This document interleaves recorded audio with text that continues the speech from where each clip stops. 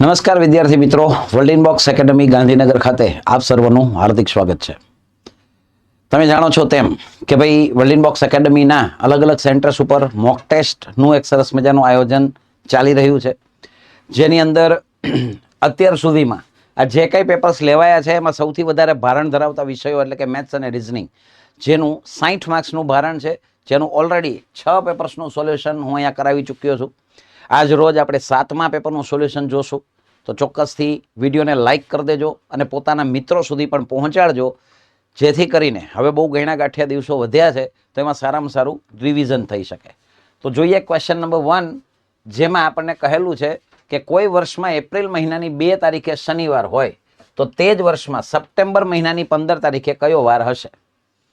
તો સ્પષ્ટ કેલેન્ડરનો સવાલ છે, જેમાં 2 તારીખે એપ્રિલ મહિનો એટલે કે ઇનડાયરેક્ટલી વાત કરીએ તો આમ કહે છે 2-4 શનિવાર છે.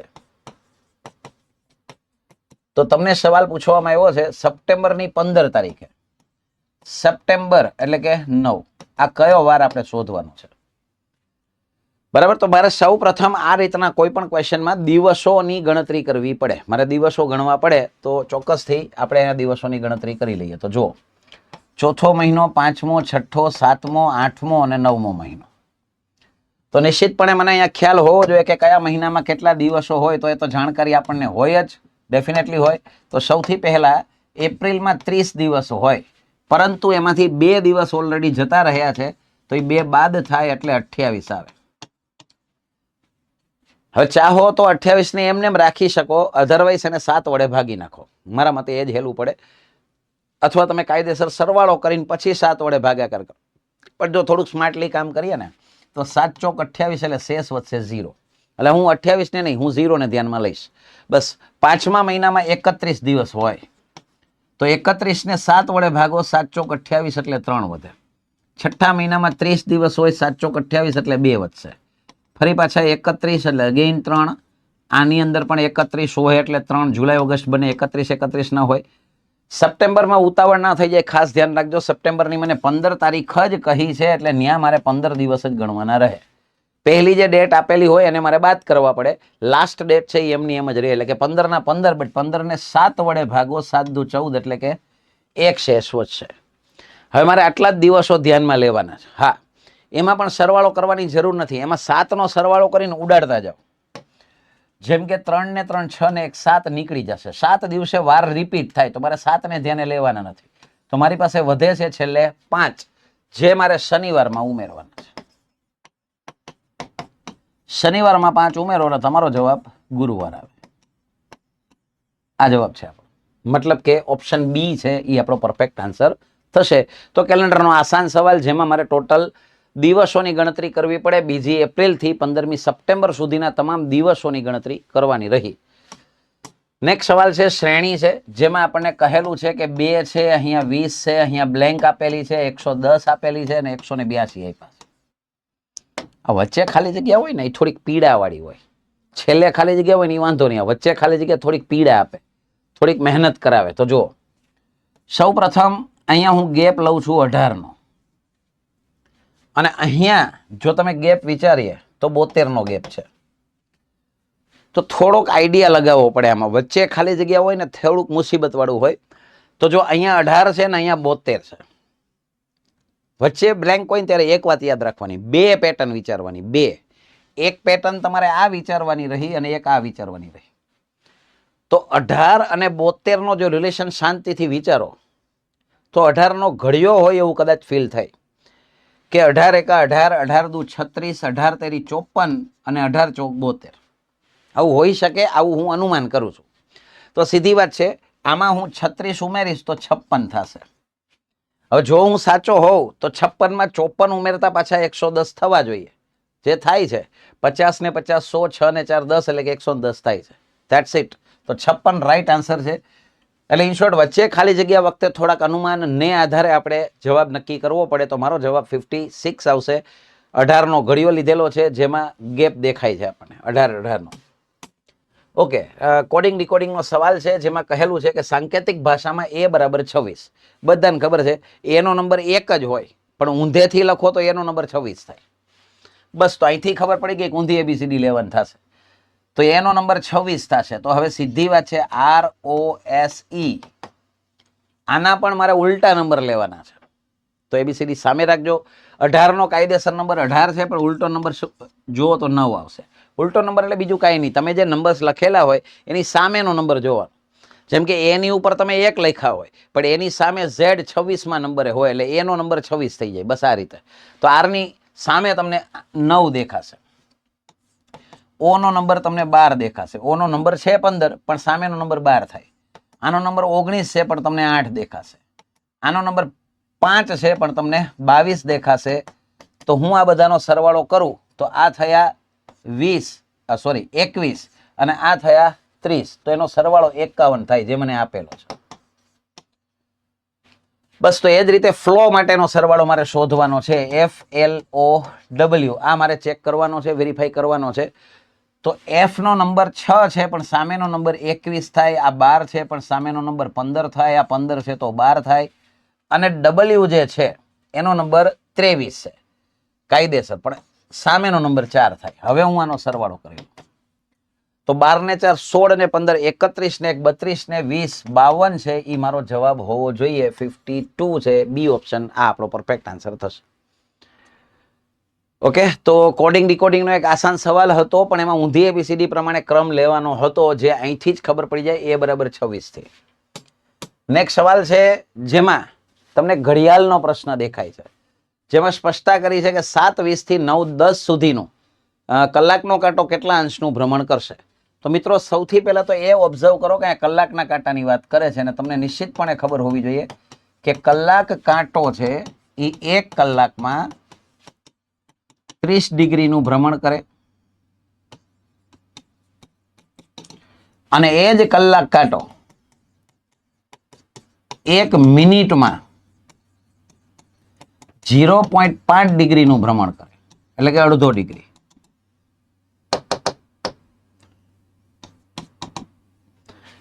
તો જો તમારી પાસે 2 ચોઈસ છે, જો શક્ય હોય તો આને મિનિટ્સમાં લઈ જાઓ, એ થોડુંક સહેલું પડે. જેમ કે 7:20 થી તમે પહેલા 8:20 નું વિચારો એટલે 60 મિનિટ એ થઈ. હવે 8:20 થી તમારે 9:10 સુધી જવાનું છે, તો 50 મિનિટ બીજી થઈ. તો સ્પષ્ટ છે 110 મિનિટનો સમયગાળો થયો. અહીંયા ફરી એક વખત 7:20 થી 8:20 એટલે 60 મિનિટ, અને 8:20 થી 9:20 નથી જવાનું, 9 ને 10 સુધી જવાનું આપણે કહેલું, એટલે 50 મિનિટ બીજી, એટલે ટોટલ 110 મિનિટ થાય છે. અને દર મિનિટે 0.5 એટલે 1/2 પણ લખાય. અને હવે આના છેદ ઉડાડી દો તો 55 ડિગ્રી છે, એ તમારો ફાઇનલ આન્સર થશે. એટલે કે કલાકનો કાંટો છે એ 55 ડિગ્રીનું ભ્રમણ કરશે. ડિગ્રી અથવા તો અંશ પણ એને કહી શકાય. તો 55 ડિગ્રી આપણો પરફેક્ટ આન્સર આવશે. નેક્સ્ટ સવાલમાં જઈએ તો બ્લડ રિલેશનનો સવાલ છે, જેમાં કહ્યું છે એક સ્ત્રીનો પરિચય આપતા નિલેશ બોલે છે. યાદ રાખજો, નિલેશ બોલે છે કે તેણી મારા દીકરાની પુત્રીની માતા છે. એમને એમ ગોઠવશો તોય ગોઠવાઈ જશે. આ નિલેશનો દીકરો, એની દીકરી એટલે નિલેશની પૌત્રી થઈ. દીકરાની દીકરી એટલે નિલેશની પૌત્રી. નિલેશની પૌત્રીની માતા, નિલેશની પૌત્રીની માતા એટલે ઓફકોર્સ એની પુત્રવધુ થાય. નિલેશની પુત્રવધુ થાય તો મારે ચોક્કસ, અને નિલેશ છે એનો સસરો થાય. બરાબર છે. તો આપણને નોની નુના કોની સાથે આપેલું છે? સ્ત્રીનો. એટલે મારે સ્ત્રીના સંદર્ભમાં જવાબ દેવાનો છે, તો મારો જવાબ એમને જ પુત્રવધુ આવી જાય. તો આમાં કોઈ ફેમિલી ટ્રીની પણ કોઈ રિક્વાયરમેન્ટ છે નહીં. સીધી ગણતરી ઉપરથી આમ વાંચીને જ ખબર પડી જાય કે નિલેશના દીકરાની પુત્રી એટલે નિલેશની પૌત્રી, નિલેશની પૌત્રીની માતા એટલે એની પુત્રવધુ થાય. તો પુત્રવધુ આપણો પરફેક્ટ આન્સર થશે. અગર નિલેશનો તે સ્ત્રી સાથેનો સંબંધ પૂછ્યું હોત તો સસરા જવાબ આવે. નિલેશ એના સસરા થાય, પણ અહીંયા એ સ્ત્રીના સંદર્ભમાં હતું. ચાલો નેક્સ્ટ સવાલ છે ડીઆઈ એટલે કે ડેટા ઇન્ટરપ્રિટેશન, જેને આપણે માહિતીનું અર્થઘટન કહીએ છીએ. 3 અથવા 5 માર્ક્સના પ્રશ્નો હોય. કોષ્ટક આધારિત સવાલ છે. શાકભાજીનું જાન્યુઆરી મહિનામાં ઉત્પાદન કેટલું થયું? જાન્યુઆરી મહિનામાં તો એ દેખાય છે 380 જવાબ, દાખલો પૂરો. ડીઆઈમાં કઈ બધા પ્રશ્નો અઘરા ના હોય, અમુક ઇઝી લેવલના પ્રશ્નો હોય. કોઈ એફર્ટ વગર જ સીધો એનો જવાબ મને મળી જાય. તો શાકભાજીનું જાન્યુઆરી મહિનામાં ઉત્પાદન 380 આપણને દેખાય છે. નેક્સ્ટ સવાલ જોઈએ.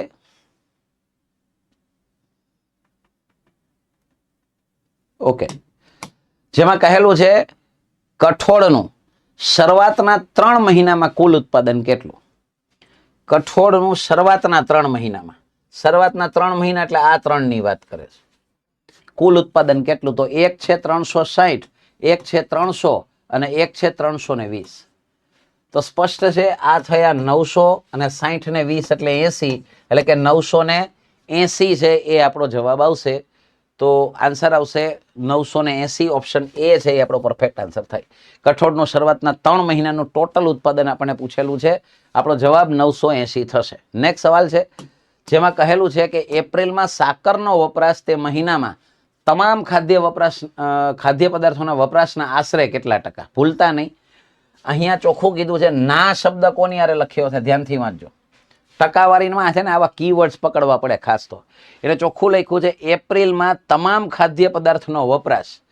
તો મારે એ છેદમાં લખવાના, જેની સાથે ના શબ્દ હોય ને નીચે આવશે. તો એપ્રિલમાં તમામ ખાદ્ય પદાર્થો,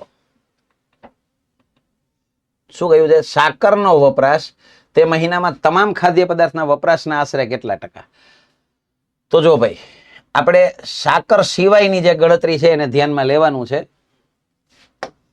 એપ્રિલમાં સાકર સિવાયની વાત કરું છું તો આ બધાનો સરવાળો આપણે કરીએ. જેમ કે અહીંયા 260 લખેલા છે, અહીંયા 290 છે, આ 245. અહીંયા લખી નાખવું એટલે બધાને દેખાય.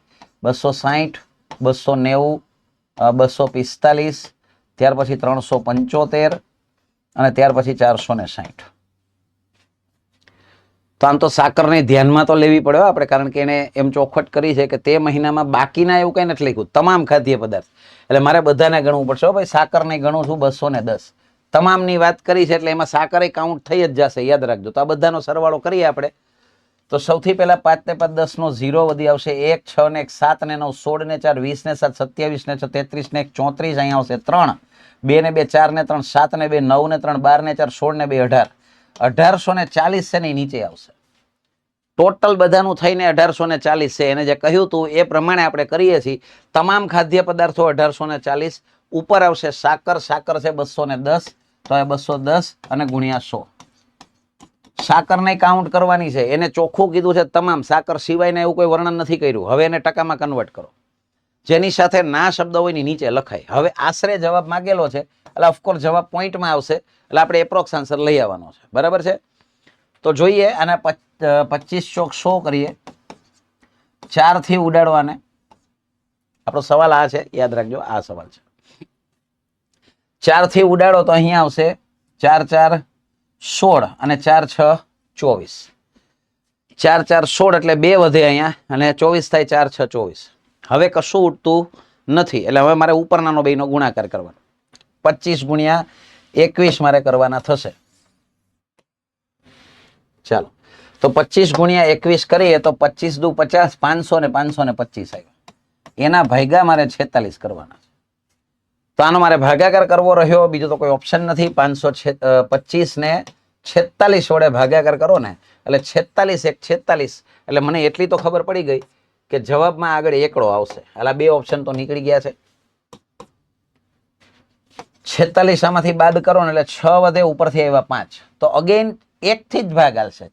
46 એકા 46, કારણ કે 46 દુ તો ડબલ થઈ જાય, 92 થઈ જાય. તો 92 તો છે નહીં, એટલે સ્પષ્ટ છે જવાબ મારો શું આવશે? 11%. પોઈન્ટમાં આવે છે પણ મારે આગળ નથી લઈ આવવાનો, મને આશરે જવાબ પૂછેલો હતો તો આશરે જવાબ 11% આવે. તો આ રીતે તમારે એને ગણતરી કરવી પડે. તમામ ખાદ્ય પદાર્થો પહેલા શોધવા પડે. એ ના શબ્દ હતો, જેની સાથે ના શબ્દ હોય નીચે લખાય હંમેશા 1840, અને સાકરની સાથે વાત કમ્પેર કરવાનું હતું. સાકર જે હતી એ 210 હતી, 210 સાકર હતી, મેં ઉપર લખી છે. અને પછી છેદવેદ ઉડાડ્યા છે, એટલે મારો ફાઇનલ આન્સર 11% આશરે જવાબ આવશે. નેક્સ્ટ સવાલમાં આગળ વધીએ, જેમાં એવું કહેલું છે કે તમામ મહિનાઓમાં ચોખાના સરેરાશ વપરાશ અને તમામ મહિનાઓમાં ઘઉંના સરેરાશ વપરાશનો તફાવત કેટલો? એટલે કે મારે ચોખાની સરેરાશ અને ઘઉંની સરેરાશ એનો ડિફરન્સ કાઢવાનો છે. જ્યારે સરેરાશનો ડિફરન્સ કાઢવાનો કહે ને ત્યારે મારા મતે ઇઝી એ પડે કે પહેલા ડિફરન્સ કાઢી લો, પછી એની સરેરાશ કાઢો. એ આઈ થિંક વધારે ઇઝી પડે. તો ચોખા અને ઘઉંની આપણે પહેલા સરેરાશ જોઈ લઈએ. ચાલો, તો ચોખા અને ઘઉંની વાત કરવાની છે. તો સૌથી પહેલા ચોખા છે અને ઘઉં છે, આ ચોખા છે અને આ ઘઉં છે. હું એ લખી નાખું એટલે બધાને દેખાય વ્યવસ્થિત. ચોખા જે 250 છે, 230 છે, 210 છે, 260 છે, પછી 240 છે અને 220 છે. અને ઘઉંની વાત કરીએ તો ઘઉં પણ બધા લખી નાખું છું. 320 છે, 340 છે, 280 છે, 290 છે, 300 છે અને 360 છે. મેં શું કહ્યું, એને તમને એમ પૂછેલું છે ને સરેરાશની તફાવત કેટલી, એટલે તમે ચાહો તો આ બધાનો સરવાળો ભેગા કેટલા છે, 3 ને 3 6 કરી શકો, આનો સરવાળો ભેગા 6 કરી શકો, પછી એનો ડિફરન્સ કાઢી શકો. ટાઈમ બહુ ખાઈ જાય. બીજો ઓપ્શન મેં એમ આપ્યો કે પેલા બેની તફાવત કાઢી લો, પછી એને 6 વડે ભાગો. તો એમાંય બુદ્ધિ વાપરવી પડે એમ છે, કારણ કે જો તમે બધાનો સરવાળો કરવા જાઓ તો વાર જ લાગે. તમારે તફાવતથી જ મતલબ છે ને. તો હું એમ કહું છું કે તફાવત સીધો કાઢી લો, કારણ કે મને આમ એવરેજ જોવો ને તો ચોખા કરતા ઘઉં વધારે લાગે છે. આમ તમે આંકડાઓ જુઓ ને તો ખબર પડી જાય કે બધા આંકડા મોટા છે. તો હવે સાચું કહું ને તો આનો ડિફરન્સ છે ને 70 નો છે. આના કરતા 70 વધારે છે, આના કરતા 110 વધારે છે, આના કરતા 70 વધારે છે, આના કરતા 30 વધારે છે, આના કરતા 60 વધારે છે અને આના કરતા 140 વધારે છે. તો મેં આ સીધો એનો તફાવત લઈ લીધો. હવે હું આનો સરવાળો કરી નાખું તો જો ભાઈ, આ થયા 200 બરાબર, આ થયા 100 એટલે કેટલા થયા 300, 300 ને 180 બીજા એટલે 480 જે છે એનો ડિફરન્સ મળ્યો આપણને. ડિફરન્સ મળ્યો. હવે એ તફાવત કાઢ્યા પછી હવે એની સરેરાશ કાઢવાની છે. તો સરેરાશ એટલે ભાગ્યા કેટલા આવશે 6, એટલે મારો જવાબ 80 આવવો જોઈએ. તો આપણો જે પ્રશ્ન હતો એ આ હતો. તો 80 કિલો એટલે કે સી ઓપ્શન છે એ મારો પરફેક્ટ આન્સર થશે. તો મેં શું કર્યું છે, પહેલા એનો તફાવત કાઢી લીધો અને પછી એની એવરેજ કાઢી, તો 80 મારો પરફેક્ટ આન્સર થશે. જો ભાઈ, આમાં એક રિયાલિટી એ છે કે આમાં તમારે જલ્દીમાં જલ્દી કઈ રીતે કેલ્ક્યુલેશન કરવું એ તમને સમજાવવું જોઈએ. તો બુદ્ધિશાળી વ્યક્તિ આ ધંધો કરે કે આ જલ્દી કામગીરી થઈ ગઈ, કોઈ જાજી મગજમારી મારે કરવી ના પડી, ડેન્જર સરવાળા ના કરવા પડ્યા. ચલો નેક્સ્ટ સવાલ છે, તમામ ખાદ્ય સામગ્રીનો માર્ચમાં વપરાયેલ જથ્થો અને તેના એપ્રિલમાં વપરાયેલ જથ્થાનો ગુણોત્તર કેટલો. એટલે મારે માર્ચનો અને એપ્રિલનો શું કરવાનું થાય, સરવાળો કરવાનો થાય. તો માર્ચનો સરવાળો કરી, એપ્રિલનો તો હમણાં આપણે કર્યો હતો લગભગ સરવાળો. ચાલો કાંઈ વાંધો નહીં, ફરીથી કરી લેશું. માર્ચનો સરવાળો આમાં કરી નાખું છું. અહીંયા આવશે 5, માર્ચની વાત કરું છું. અહીંયા આવશે 5, આનો સરવાળો કરો, 8 ને 1 9 ને 2 11 ને 8 19 ને 4 23, વધી આવશે 2, 2 ચોક 8 ને 3 11 ને 3 14 ને 4 18. આ જે છે એ માર્ચનો ટોટલ થયો. એપ્રિલનો ટોટલ આપણે કરીએ, આમ તો હમણાં કદાચ કર્યો હતો આપણે, પણ 5 ને 5 10 નો 0, વધી આવશે 1, 7 ને 9 16 ને 1 17 ને 4 21 ને 7 28 ને 6 34, વધી આવશે 3, 2 તેરી 6 ને 3 9 ને 2 11 ને 3 14 ને 4 18. આ એપ્રિલ મારે શોધવાનો છે એના માર્ચનો તમામ જથ્થો અને એપ્રિલના તમામ જથ્થા, આનો ગુણોત્તર એટલે કે આનો ભાગાકાર મારે શોધવાનો થશે. તો જો ભાઈ, છેદ 5 થી તો ઉડે છે, 5 ની ચાવી ઉપરથી ખબર પડે કે અહીંયા 5 છે ને અહીંયા 0 છે એટલે 5 થી ઉડશે. તો આનો 5 થી ભાગાકાર કરો, 5 તેરી 15 એટલે અહીંયા વધશે 3 એટલે 33, 5 6 30, 5 7 35, 367 વાળો જવાબ છે. જો કે હવે આગળ ના કરવો હોય તો આ ખબર પડી જાય જવાબ છે. બાકી આને 5 થી ઉડાડી જુઓ, 5 3 15, 3 વધે 5 6 30 એટલે 4 વધશે 5 8 40, 367 જેમ 368 એટલે કે સી ઓપ્શન મારો પરફેક્ટ આન્સર થશે. તો ગુણોત્તર માંગેલો હતો તો મારે ચોક્કસથી બધાનો સરવાળો કરવો રહ્યો. નેક્સ્ટ સવાલ છે જે ગુણોત્તર અને પ્રમાણ આપણે શું કહેવાય, કોડિંગ ડીકોડિંગનો સવાલ છે. ગુણોત્તર તો અહીંયા હતો, આ કોડિંગ ડીકોડિંગનો સવાલ છે જેમાં લખ્યું છે સ્માર્ટ. તો જો ભાઈ, તમને જો એબીસીડી ના નંબર્સ મતલબ કે તમારી પાસે લખેલા જ હોય તો તમને ખબર પડે કે S 19 નંબર છે, આ 13 નંબર છે, આ 1 છે, આ 18 છે ને આ 20. પણ એને જે આંકડા આપ્યા છે એને ધ્યાનથી ઓબ્ઝર્વ કરો. એને 361 એટલે 19 નો વર્ગ કર્યો, 13 નો વર્ગ 169, જે આમાં તમે જોઈ શકો છો. 1 નો વર્ગ તો 1 જ થાય, જે અહીંયા દેખાય છે આપણને. ત્યાર પછી 18 નો વર્ગ 324 મને દેખાય છે, અને 20 નો વર્ગ અહીંયા 400 મને દેખાય છે. ઇન શોર્ટ એના નંબરનો વર્ગ કરેલો છે આપણને, તો સ્ટાઇલનું પૂછેલું છે. તો વન્સ અગેન 19 20 25 12 અને 5 આ એના નંબર્સ છે.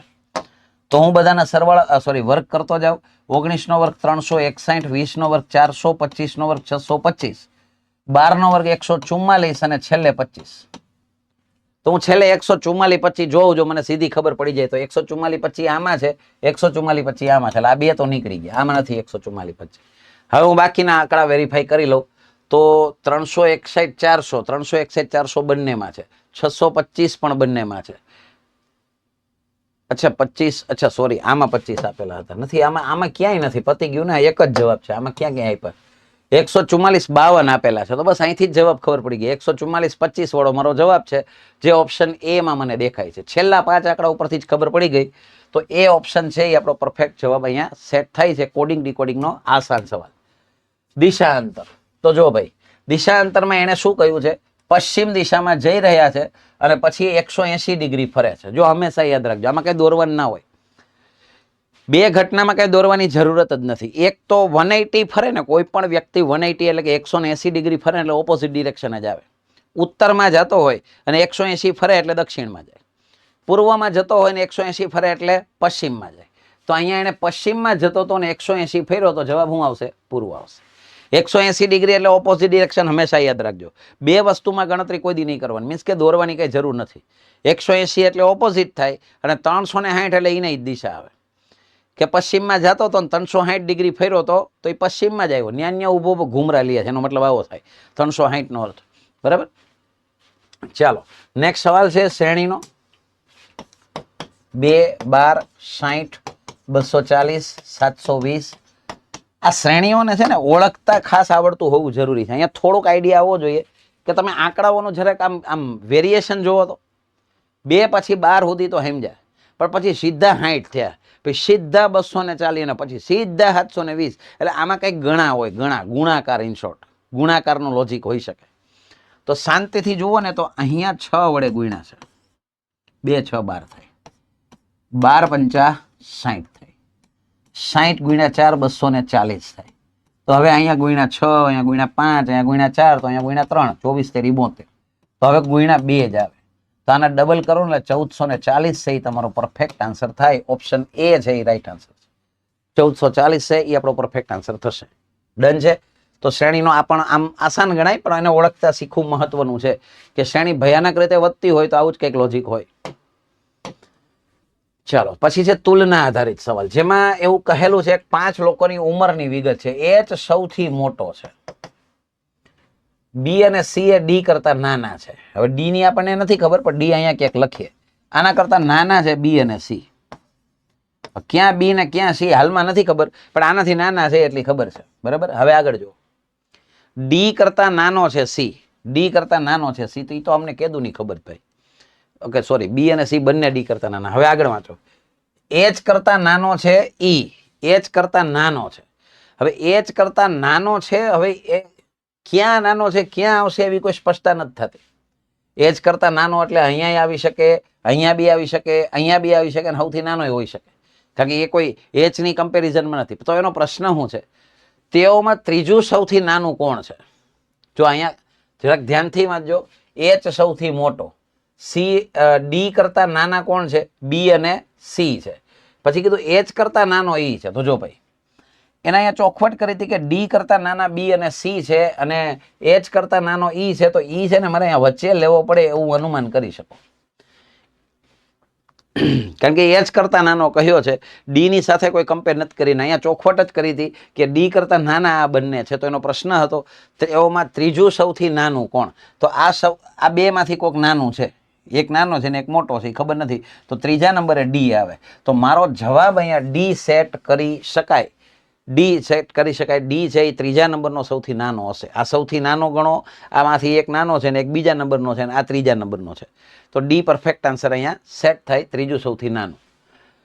15 નંબરનો સવાલ છે, જેમાં ચોખવટ કરી છે કે ઘડિયાળમાં 1:50 સમય થયો છે, તો બંને કાંટા વચ્ચે કેટલા અંશનો ખૂણો બને? હવે ખૂણાનું સૂત્ર આપણને ખબર હોવી જ જોઈએ, કારણ કે અગત્યની મેથડ છે. 11/2 કૌંસમાં મિનિટ માઇનસ 30 કૌંસમાં કલાક.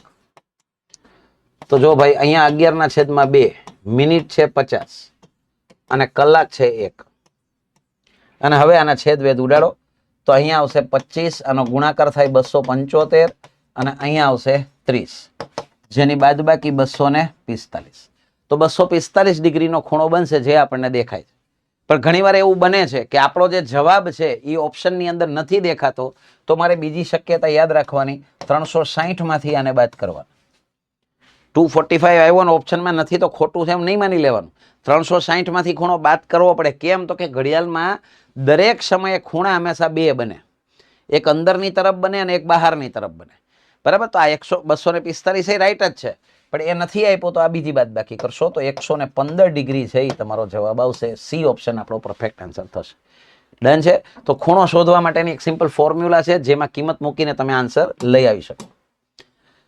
હવે તમારા ગ્રુપ સર્કલમાં અથવા તો તમે ખુદ જો રેવન્યુ તલાટીની તૈયારી કરી રહ્યા હોય અથવા ક્લાસ 3 સુપર ક્લાસ 3 ની કોઈ પણ જનરલ એક્ઝામની તમે પ્રિપરેશન કરી રહ્યા હોય તો તમારા માટે એક ગોલ્ડન ઓપોર્ચ્યુનિટી છે. વર્લ્ડ ઇનબોક્સ એકેડમી ગાંધીનગર દ્વારા આવનારી 23 જૂનના રોજ બપોરે 1 થી 5:30ના સમયમાં એક રેવન્યુ તલાટી પ્લસ જનરલ બેચ શરૂ થવા જઈ રહી છે. હવેની પરીક્ષા પદ્ધતિ અનુસાર પ્રિલિમ્સની સાથે સાથે મેઇન્સની પણ તૈયારી કરવી પડે છે. તો એ તૈયારી પણ આપને અહીંથી જ મળી રહેશે. મુખ્ય પરીક્ષાની તૈયારી એટલે કે મેઇન્સની તૈયારી થઈ જશે. મિત્રો, આ બેચ અંતર્ગત અગર આપ એડમિશન લો છો, 23/6 બેચ ચાલુ થાય છે, 22 તારીખ સુધીમાં તમે એડમિશન લઈ લો ડેમો શરૂ થતા પહેલા, તો તમને ફીઝમાં એક તો વિશેષ ડિસ્કાઉન્ટનો લાભ મળે છે.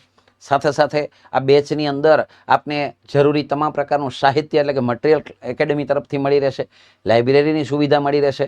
Daily test, weekly test, monthly ટેસ્ટનું એક સરસ મજાનું માળખું મળી રહેશે કે જેથી કરીને તમે મૂલ્યાંકન કરી શકો. એપ્લિકેશનની પણ સુવિધા ઉપલબ્ધ છે અને નાના મોટી કંઈ પણ સમસ્યાઓ અભ્યાસ કી આવતી હોય તો એના માટે પર્સનલ કાઉન્સેલિંગ પણ તમારું કરવામાં આવશે. તો મિત્રો, ચોક્કસથી અગર આપ ઇન્ટરેસ્ટેડ છો અથવા આપના કોઈ મિત્ર વર્તુળમાં કોઈ ઇન્ટરેસ્ટેડ છે તો ચોક્કસથી એમને જણાવજો કે રૂબરૂ આવી શકે તો રૂબરૂ આવી જાય, અથવા તો જો રૂબરૂ ના આવી શકે એમ હોય તો 75 75 06 18 18 આ નંબર ઉપર સંપર્ક કરી અને આને લગતી કોઈ પણ માહિતી મેળવી શકે. જઈએ નેક્સ્ટ સવાલમાં, જેમાં કહ્યું છે છોકરાઓની હરોળમાં રામ ડાબી બાજુથી 27મો અને જમણી બાજુથી 34મા ક્રમે છે. ડાબેથી 27મો રામ એટલે અહીંયા 26 અને જમણેથી 34મો એટલે અહીંયા 33. બરાબર? તો હવે પહેલા તો એ ગણી લો, આ છોકરાઓની હરોળની જ વાત કરી છે. એમાં રામ છે 27મો એટલે અહીંયા 26 જણા હોય, 34મો એટલે 33 હોય. આને કેલ્ક્યુલેટ કરો તો 60 જણા થાય. આ બધા સરવાળો કરો 60 છોકરાઓ છે. હવે એને શું સ્પષ્ટતા કરી છે? છોકરીઓની સંખ્યા છોકરાઓની સંખ્યા કરતા અડધી છે. એટલે કે આનાથી અડધી છોકરીઓની સંખ્યા છે. તો છોકરીઓ જે હશે એ આનાથી અડધી એટલે કેટલી હશે? 30 ગર્લ્સ હોવી જોઈએ. તો મને છોકરીઓની સંખ્યા જ પૂછી છે તો મારો જવાબ ઓપ્શન સી 30 છે એ મારો પરફેક્ટ આન્સર થશે. તો બેઠક વ્યવસ્થા અથવા તો ક્રમ કસોટીનો એક આસાન સવાલ, જેમાં પહેલા મારે છોકરાઓની સંખ્યા શોધી લેવાની રહે અને પછી એના અડધા કરવાના રહે. નેક્સ્ટ સવાલ તરફ આગળ વધીએ. તો નેક્સ્ટ સવાલ છે જેમાં કહ્યું છે કે પીળાને અગર લાલ કહેવાય, લાલને અગર લીલો કહેવાય, લીલાને પીળો કહેવાય, કાળાને ગુલાબી કહેવાય, તો લોહીનો રંગ કેવો હોય? લોહી લાલ રંગનું હોય. અને લાલને શું કહેવાય છે? લીલો. તો આ લીલો તમારો જવાબ છે. બરાબર? તમારે અહીંયા ખાલી એક પ્રકારનો કોડ છે એ સમજવાનો હોય એટલે તમારો જવાબ આસાનીથી આવી જાય. તો આ પણ આસાન સવાલ.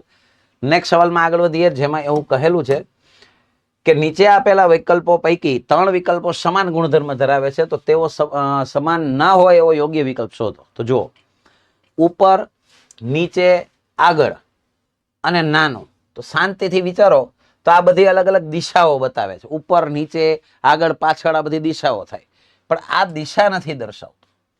બરાબર? એ કદ દર્શાવે છે એમ કહી શકાય. નાનું કે મોટું છે એ કદ થયું. તો સ્પષ્ટ છે ત્યાં નાનું છે એ બધા કરતા અલગ પડે છે, બાકીના ત્રણેય દિશા દર્શાવે. નેક્સ્ટ વધીએ આગળના સવાલમાં, જેમાં કહ્યું છે કે નીચે આપેલ ઘનની સ્થિતિઓ પરથી બતાવો કે 5ની સામેની બાજુએ શું આવશે. એટલે કે મારે 5ની સામેનો આંકડો નક્કી કરવાનો છે. તો મિત્રો, પાસા વિશે તમને ખબર હોવી જોઈએ. આ ખોટો પાસો છે. ખબર કેમ પડે? 6 ને 1 7 એટલે ખોટો પાસો હોય. જેમાં પાસેના 2 અંકોનો સરવાળો 7 થતો હોય એને ખોટો પાસો કહેવાય. અને ખોટા પાસામાં અગર 2 આંકડા સરખા હોય, કોણ કોણ સરખું છે? 6 4 6 4 બંનેમાં સરખા છે. તો જે વધ્યા છે ને એ અંકો સામે આવશે. એટલે કે 1ની સામે 5 આવશે. તો મને પૂછેલું છે 5ની સામે શું આવશે? તો 1ની સામે 5 આવે ને 5ની સામે 1 આવેલો. ઓપ્શન એ છે એ મારો જવાબ થશે. જે 2 આંકડા સરખા છે એને ઇગ્નોર કરો તો જે વધે છે એ 2 સામે હશે.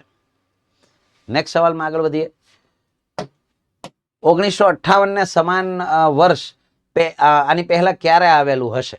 તો તમને નિશ્ચિતપણે પહેલાનું પૂછેલું છે, તો એ તમને આની પહેલાના પેપર સોલ્યુશનમાં આખી પેટર્ન સમજાવેલી કે લીપ યર +1 કેટલા વર્ષ પછી, લીપ યર +2 કેટલા વર્ષ પછી, લીપ યર +3 કેટલા વર્ષ પછી, લીપ યર કેટલા વર્ષ પછી. અને એ જ રીતે પહેલાનું પણ મેં સમજાવેલું છે આની પહેલાના પેપર સોલ્યુશનમાં. પહેલાનું કહે તો પણ એની પેટર્ન અલગ છે, તો મને અહીંયા પહેલાનું પૂછેલું છે. અને રહી વાત 1958ની, તો એ લીપ યર +2 છે. એ ખબર કેમ પડે? તો તમે 4 વડે ભાગાકાર કરી શકો. બાકી સીધી ખબર પડે તો 1956 લીપ યર હતું, તો એના કરતાં 2 વધારે છે. ના ખબર પડે 4 વડે ભાગાકાર કરો, 14 ચોક 56 થાય, શેષ વધે 2. અહીંયા આગળ 2 વધે છે તો એ લીપ યર +2 છે. અને પહેલાની પેટર્ન શું છે? 11 11 6 ની પેટર્ન છે, એટલે કે મારે આમાંથી 11 બાદ કરવાના આવે. એટલે મારો જવાબ આવશે 1947, એટલે કે આપણું આઝાદીનું વર્ષ. 1947 છે એ આપણો જવાબ આવશે. 1947માં એ કેલેન્ડર રિપીટ થયું હશે આની પહેલા. પછીનું કે તો પણ પેટર્ન અલગ લાગવું પડે. ચાલો ફરી એક વખત વર્ગીકરણનો એક સવાલ છે. નીચે આપેલા પ્રશ્નોમાં યોગ્ય સંબંધ વિચારી તેવો જ સંબંધ દર્શાવતો યોગ્ય વિકલ્પ પસંદ કરો. નહીં, વર્ગીકરણ નહીં, આને સમસંબંધ કહેવાય. સમસંબંધનો એક સવાલ છે કે આમાં જેવો સંબંધ છે ને એવો સંબંધ મારે આમાંથી શોધવાનો છે. તો મૃગજળ છે એ ક્યાં રચાય અથવા ક્યાં જોવા મળે? તો રણ પ્રદેશમાં સૌથી વધારે મૃગજળ જોવા મળે. બરાબર, તો સીધી વાત છે. મેઘધનુષ્ય ક્યાં જોવા મળે? આકાશમાં જોવા મળે. તો પરફેક્ટ જવાબ ઓપ્શન બી સેટ થાય છે કે મેઘધનુષ્ય છે એ આકાશમાં જોવા મળે. આ આપણો પરફેક્ટ આન્સર થશે. ડન છે. ચાલો નેક્સ્ટ સવાલ જોઈએ. ટૂંકમાં આમ જુઓ તો પ્રકાશના પરાવર્તનને લગતી ઘટના કહેવાય. બરાબર છે, એ દ્રષ્ટિકોણથી પરફેક્ટ જવાબ અહીંયા સેટ થાય છે. પરાવર્તન અને વક્રીભવન જે ઘટના કહેવાય વિજ્ઞાનની અંદર, એને લગતી પેટર્ન હતી.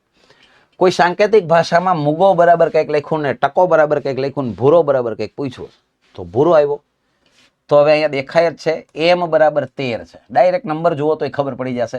u બરાબર 21 છે, g બરાબર 7 છે અને o બરાબર 15 છે. ડાયરેક્ટ એના નંબર જ લખ્યા છે. તો હું કોઈ મગજમારી વગર આ BHURO આના ડાયરેક્ટ નંબર જ લખું છું. તો B નો નંબર 2 છે, H નો 8 છે, U નો 21 છે, R નો 18 છે અને O નો 15 છે. તો છેલ્લે મારે જે 15 હોય એ જોવાનું થાય. આ તો નીકળી ગયું. 15 ની આગળ 18 હોવા જોઈએ, તો 15 ની આગળ અહીંયા 17 છે એટલે આ નીકળી ગયું. આ 2 માં 15 ની આગળ 18 છે. હવે આગળ જોઈ લો 28 21 ક્યાં સેટ થાય છે? તો 28 21 આમાં નથી, 28 20 આપ્યા છે. એટલે મારો જવાબ ઓપ્શન ડી છે એ પરફેક્ટ આન્સર થયો. 28 211 815 પરફેક્ટ આન્સર ડી થશે. તો આ પણ આસાન સવાલ હતો. નેક્સ્ટ સવાલ છે બેઠક વ્યવસ્થાને લગતો છે, જેમાં કહ્યું છે કે 3 વ્યક્તિઓ એકાંશ, બિંદુ અને ચિત્રા એક પંક્તિમાં બેસે છે, એક હરોળમાં બેઠા છે. બધા એક જ દિશા તરફ જોતા હોય છે. તો કોઈ પણ દિશા તમે લઈ શકો, કોઈ બહુ ફરક નથી પડતો. તમે કઈ દિશા તરફ ગણો છો ડઝન્ટ મેટર. માની લો કે હું ઉત્તરમાં લઉં છું. ચાલો હવે એકાંશ બિંદુની જમણી બાજુએ છે. બિંદુની જમણી બાજુએ એકાંશ. જો બેઠક વ્યવસ્થાના જનરલી પ્રશ્નો હોય ને એમાં સ્ટાર્ટઅપ બહુ મહત્વનું હોય, એટલે અત્યારે આને આપણે હોલ્ડ ઉપર રાખીએ છીએ. બિંદુની જમણી બાજુએ એકાંશ છે, એ મગજમાં રાખજો. ચિત્રા પંક્તિના ડાબા છેડે બેસે. બસ આ વાક્ય આપણા કામનું છે. અહીંયા ચિત્રા હશે, એ ફાઇનલ થઈ ગયું. પંક્તિના ડાબા છેડે એટલે આપણા ડાબા હાથ બાજુ જે છે એ ચિત્રા આવશે. બસ હવે આ વાક્યને સેટ કરો. બિંદુની જમણી બાજુએ એકાંશ એટલે અહીંયા કોણ હશે? બિંદુ. એની જમણી બાજુએ કોણ હશે? એકાંશ. તો મારે એ શોધવાનું છે કે નીચેનામાંથી કઈ બેઠક વ્યવસ્થા સાચી છે. તો પરફેક્ટ શૂટ થતી હોય બેઠક વ્યવસ્થા કઈ? તો જો ચિત્રા, બિંદુ અને એકાંશ આ પરફેક્ટ સેટ થાય. ચિત્રા, બિંદુ અને એકાંશ. રહી વાત આની, તો બિંદુ, એકાંશ અને ચિત્રા તો એ સેટ નથી થતો, એ આડાવડા થઈ જાય છે. આની વાત કરો તો એકાંશ, ચિત્રા અને બિંદુ એ પણ આડાવડા થઈ ગયા. ચિત્રા, એકાંશ અને બિંદુ એ પણ આડાવડા થઈ ગયા. તો મતલબ સ્પષ્ટ છે જવાબ આપણો ઓપ્શન એ છે, એ પરફેક્ટ સેટ થાય. હા, કદાચ કોઈને એમ થાય કે સર આપણે ઉત્તરને બદલે દક્ષિણ બાજુ લઈએ તો જવાબમાં કંઈ ફેર નહીં પડે. તમે કોઈ બી દિશાથી સ્ટાર્ટ કરશો જવાબ સેમ જ રહેશે, એમાં કોઈ જ ફરક નહીં પડે. આ ક્રમ નથી બદલાવાનો, એ કન્ફર્મ છે. વચ્ચે બિંદુ જ આવશે, એ 1000% ફાઇનલ છે. તમે જેમ ગોઠવો એમ વચ્ચે બિંદુ આવશે. બસ વચ્ચે બિંદુ જુઓ ને તો ખબર પડી જાય વચ્ચે બિંદુ વાળો એક જ ઓપ્શન છે.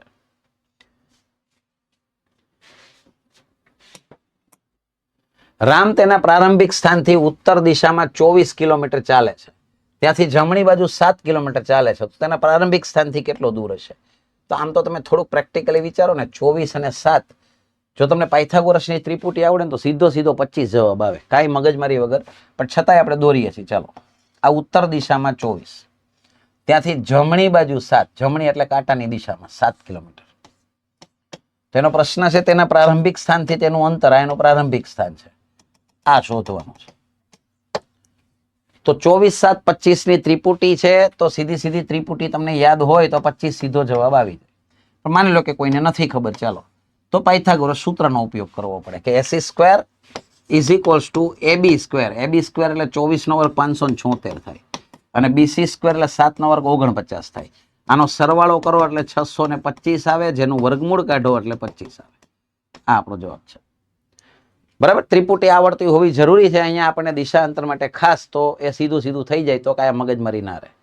નેક્સ્ટ સવાલમાં આગળ વધીએ. શ્રેણીનો સવાલ છે, જેમાં 0, 2, 6, 12, 20, 30 અને બ્લેન્ક. આમાં કે બોલ આમ એવો બધો કે ભયાનક વધારો નથી દેખાતો, તો ગેપથી ટ્રાય કરાય. 2, 4, 6, 8 નો ગેપ, 10 નો ગેપ, તો હવેનો ગેપ 12 નો હોય, 42 છે, એ મારો જવાબ થાય. બી ઓપ્શન આપણો જવાબ છે. તો આઈ થિંક આ સરળ સવાલ કહેવાય કે ગેપથી આરામથી ખબર પડી જાય શું જવાબ સેટ થાય છે. સવાલ નંબર 26 જોઈએ. વેન ડાયાગ્રામનો સવાલ છે, જેમાં કહ્યું છે કે યોગ્ય આકૃતિ આપણે પસંદ કરવાની છે. હવે તમને ખબર પડે કે લોખંડ છે એ ધાતુ કહેવાય, પાણીને કાંઈ લેવા દેવા ખરો? Of course not. એટલે સીધી વાત છે કે આ જવાબ સેટ થાય. લોખંડ ધાતુમાં આવી જાય, પાણી આખું અલગ થઈ જાય, એને ધાતુ કે લોખંડ સાથે કોઈ જ લેવા દેવા નથી, તો આ જવાબ સેટ થાય. તો આઈ થિંક આમાંય કાંઈ બહુ રીત ના હોય, આરામથી ખબર પડી જાય. કોડિંગ ડીકોડિંગનો નહીં, પણ શ્રેણીનો સવાલ, અક્ષર શ્રેણીનો સવાલ, આલ્ફાબેટ સિરીઝ. તો જો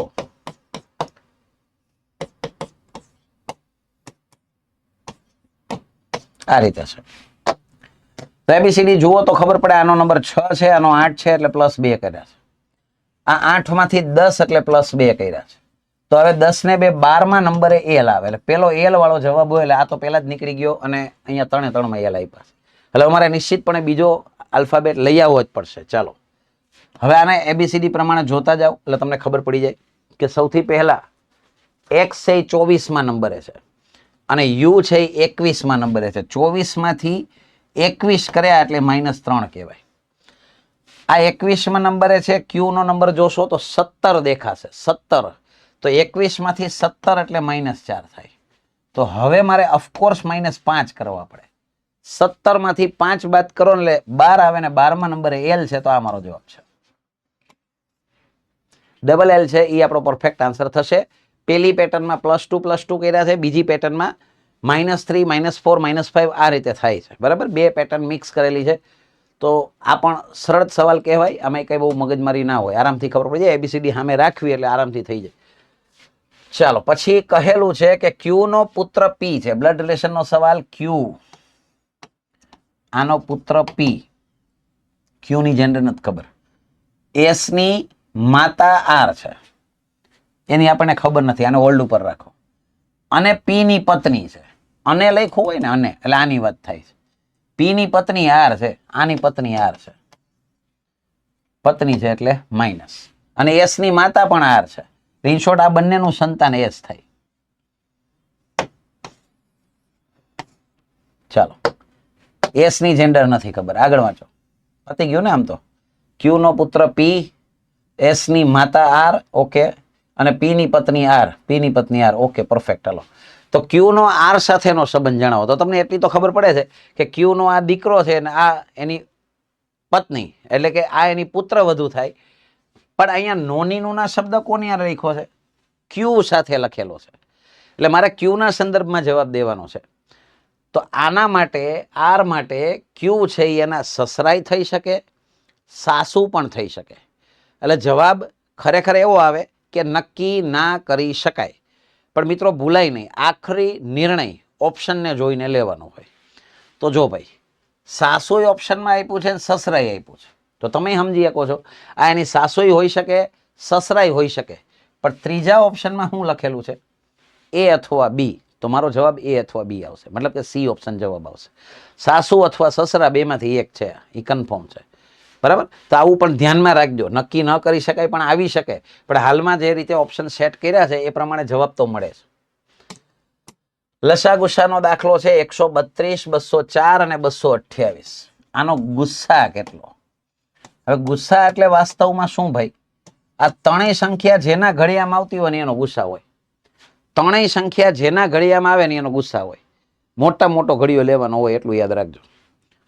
તો પ્રેક્ટિકલી તમે થોડુંક વિચારવાની અંદર, કારણ કે શાંતિથી જુઓ ને તો 18 છે ને 18 એની અંદર 9 આવે. તો જો આ બધા 18 ના ઘડિયામાં આવતા હોય ને તો આ બધા 9 ના ઘડિયામાં આવવા જોઈએ. પ્રેક્ટિકલ વાત જ છે કે જો આ 18 ના ઘડિયામાં આવશે તો આ બધા 9 ના ઘડિયામાં આવશે. તો 9 ની ચાવી યાદ કરો, અંકોનો સરવાળો 9 વડે વિભાજ્ય હોવો જોઈએ. તો 8 ને 2 10 ને 2 12 આ પોતે જ 9 ના ઘડિયામાં નથી આવતા. વાત પતી ગઈ, આ જવાબ નહીં હોય. 18 નીકળી ગયા. પછી વાત કરીએ 21 ની. હવે 21 ના ઘડિયામાં જો આ બધા આવતા હોય ને તો 7 ના ઘડિયામાં આવે. આવે કે નહીં? ચોખ્ખી વાત છે. 21 ના ઘડિયામાં કોઈ સંખ્યા આવતી હોય તો એ 7 ના ઘડિયામાં આવતી જ હોય. તો ચેક કરો આ બધા 7 ના ઘડિયામાં આવે છે કે નહીં. કોઈ પણ એકને ચેક કરો તો એ લગભગ ખબર પડી જાય. તો જો 7 થી આનો ભાગાકાર કરો, 7 તેરી 21, 7 તેરી 21 એટલે 1 વધે એટલે 18 થાય. 7 ના ઘડિયામાં 18 ન આવે એટલે 21 જવાબ ના હોય. પછી મેં એવું કીધું તમને મોટા મોટો ઘડિયો લેવાનો. તો હવે 6 અને 12 માં થોડીક બુદ્ધિ વાપરો. તો પેલા 12 થી ટ્રાય કરાય કે આ બધી 12 ના ઘડિયામાં આવશે કે કેમ.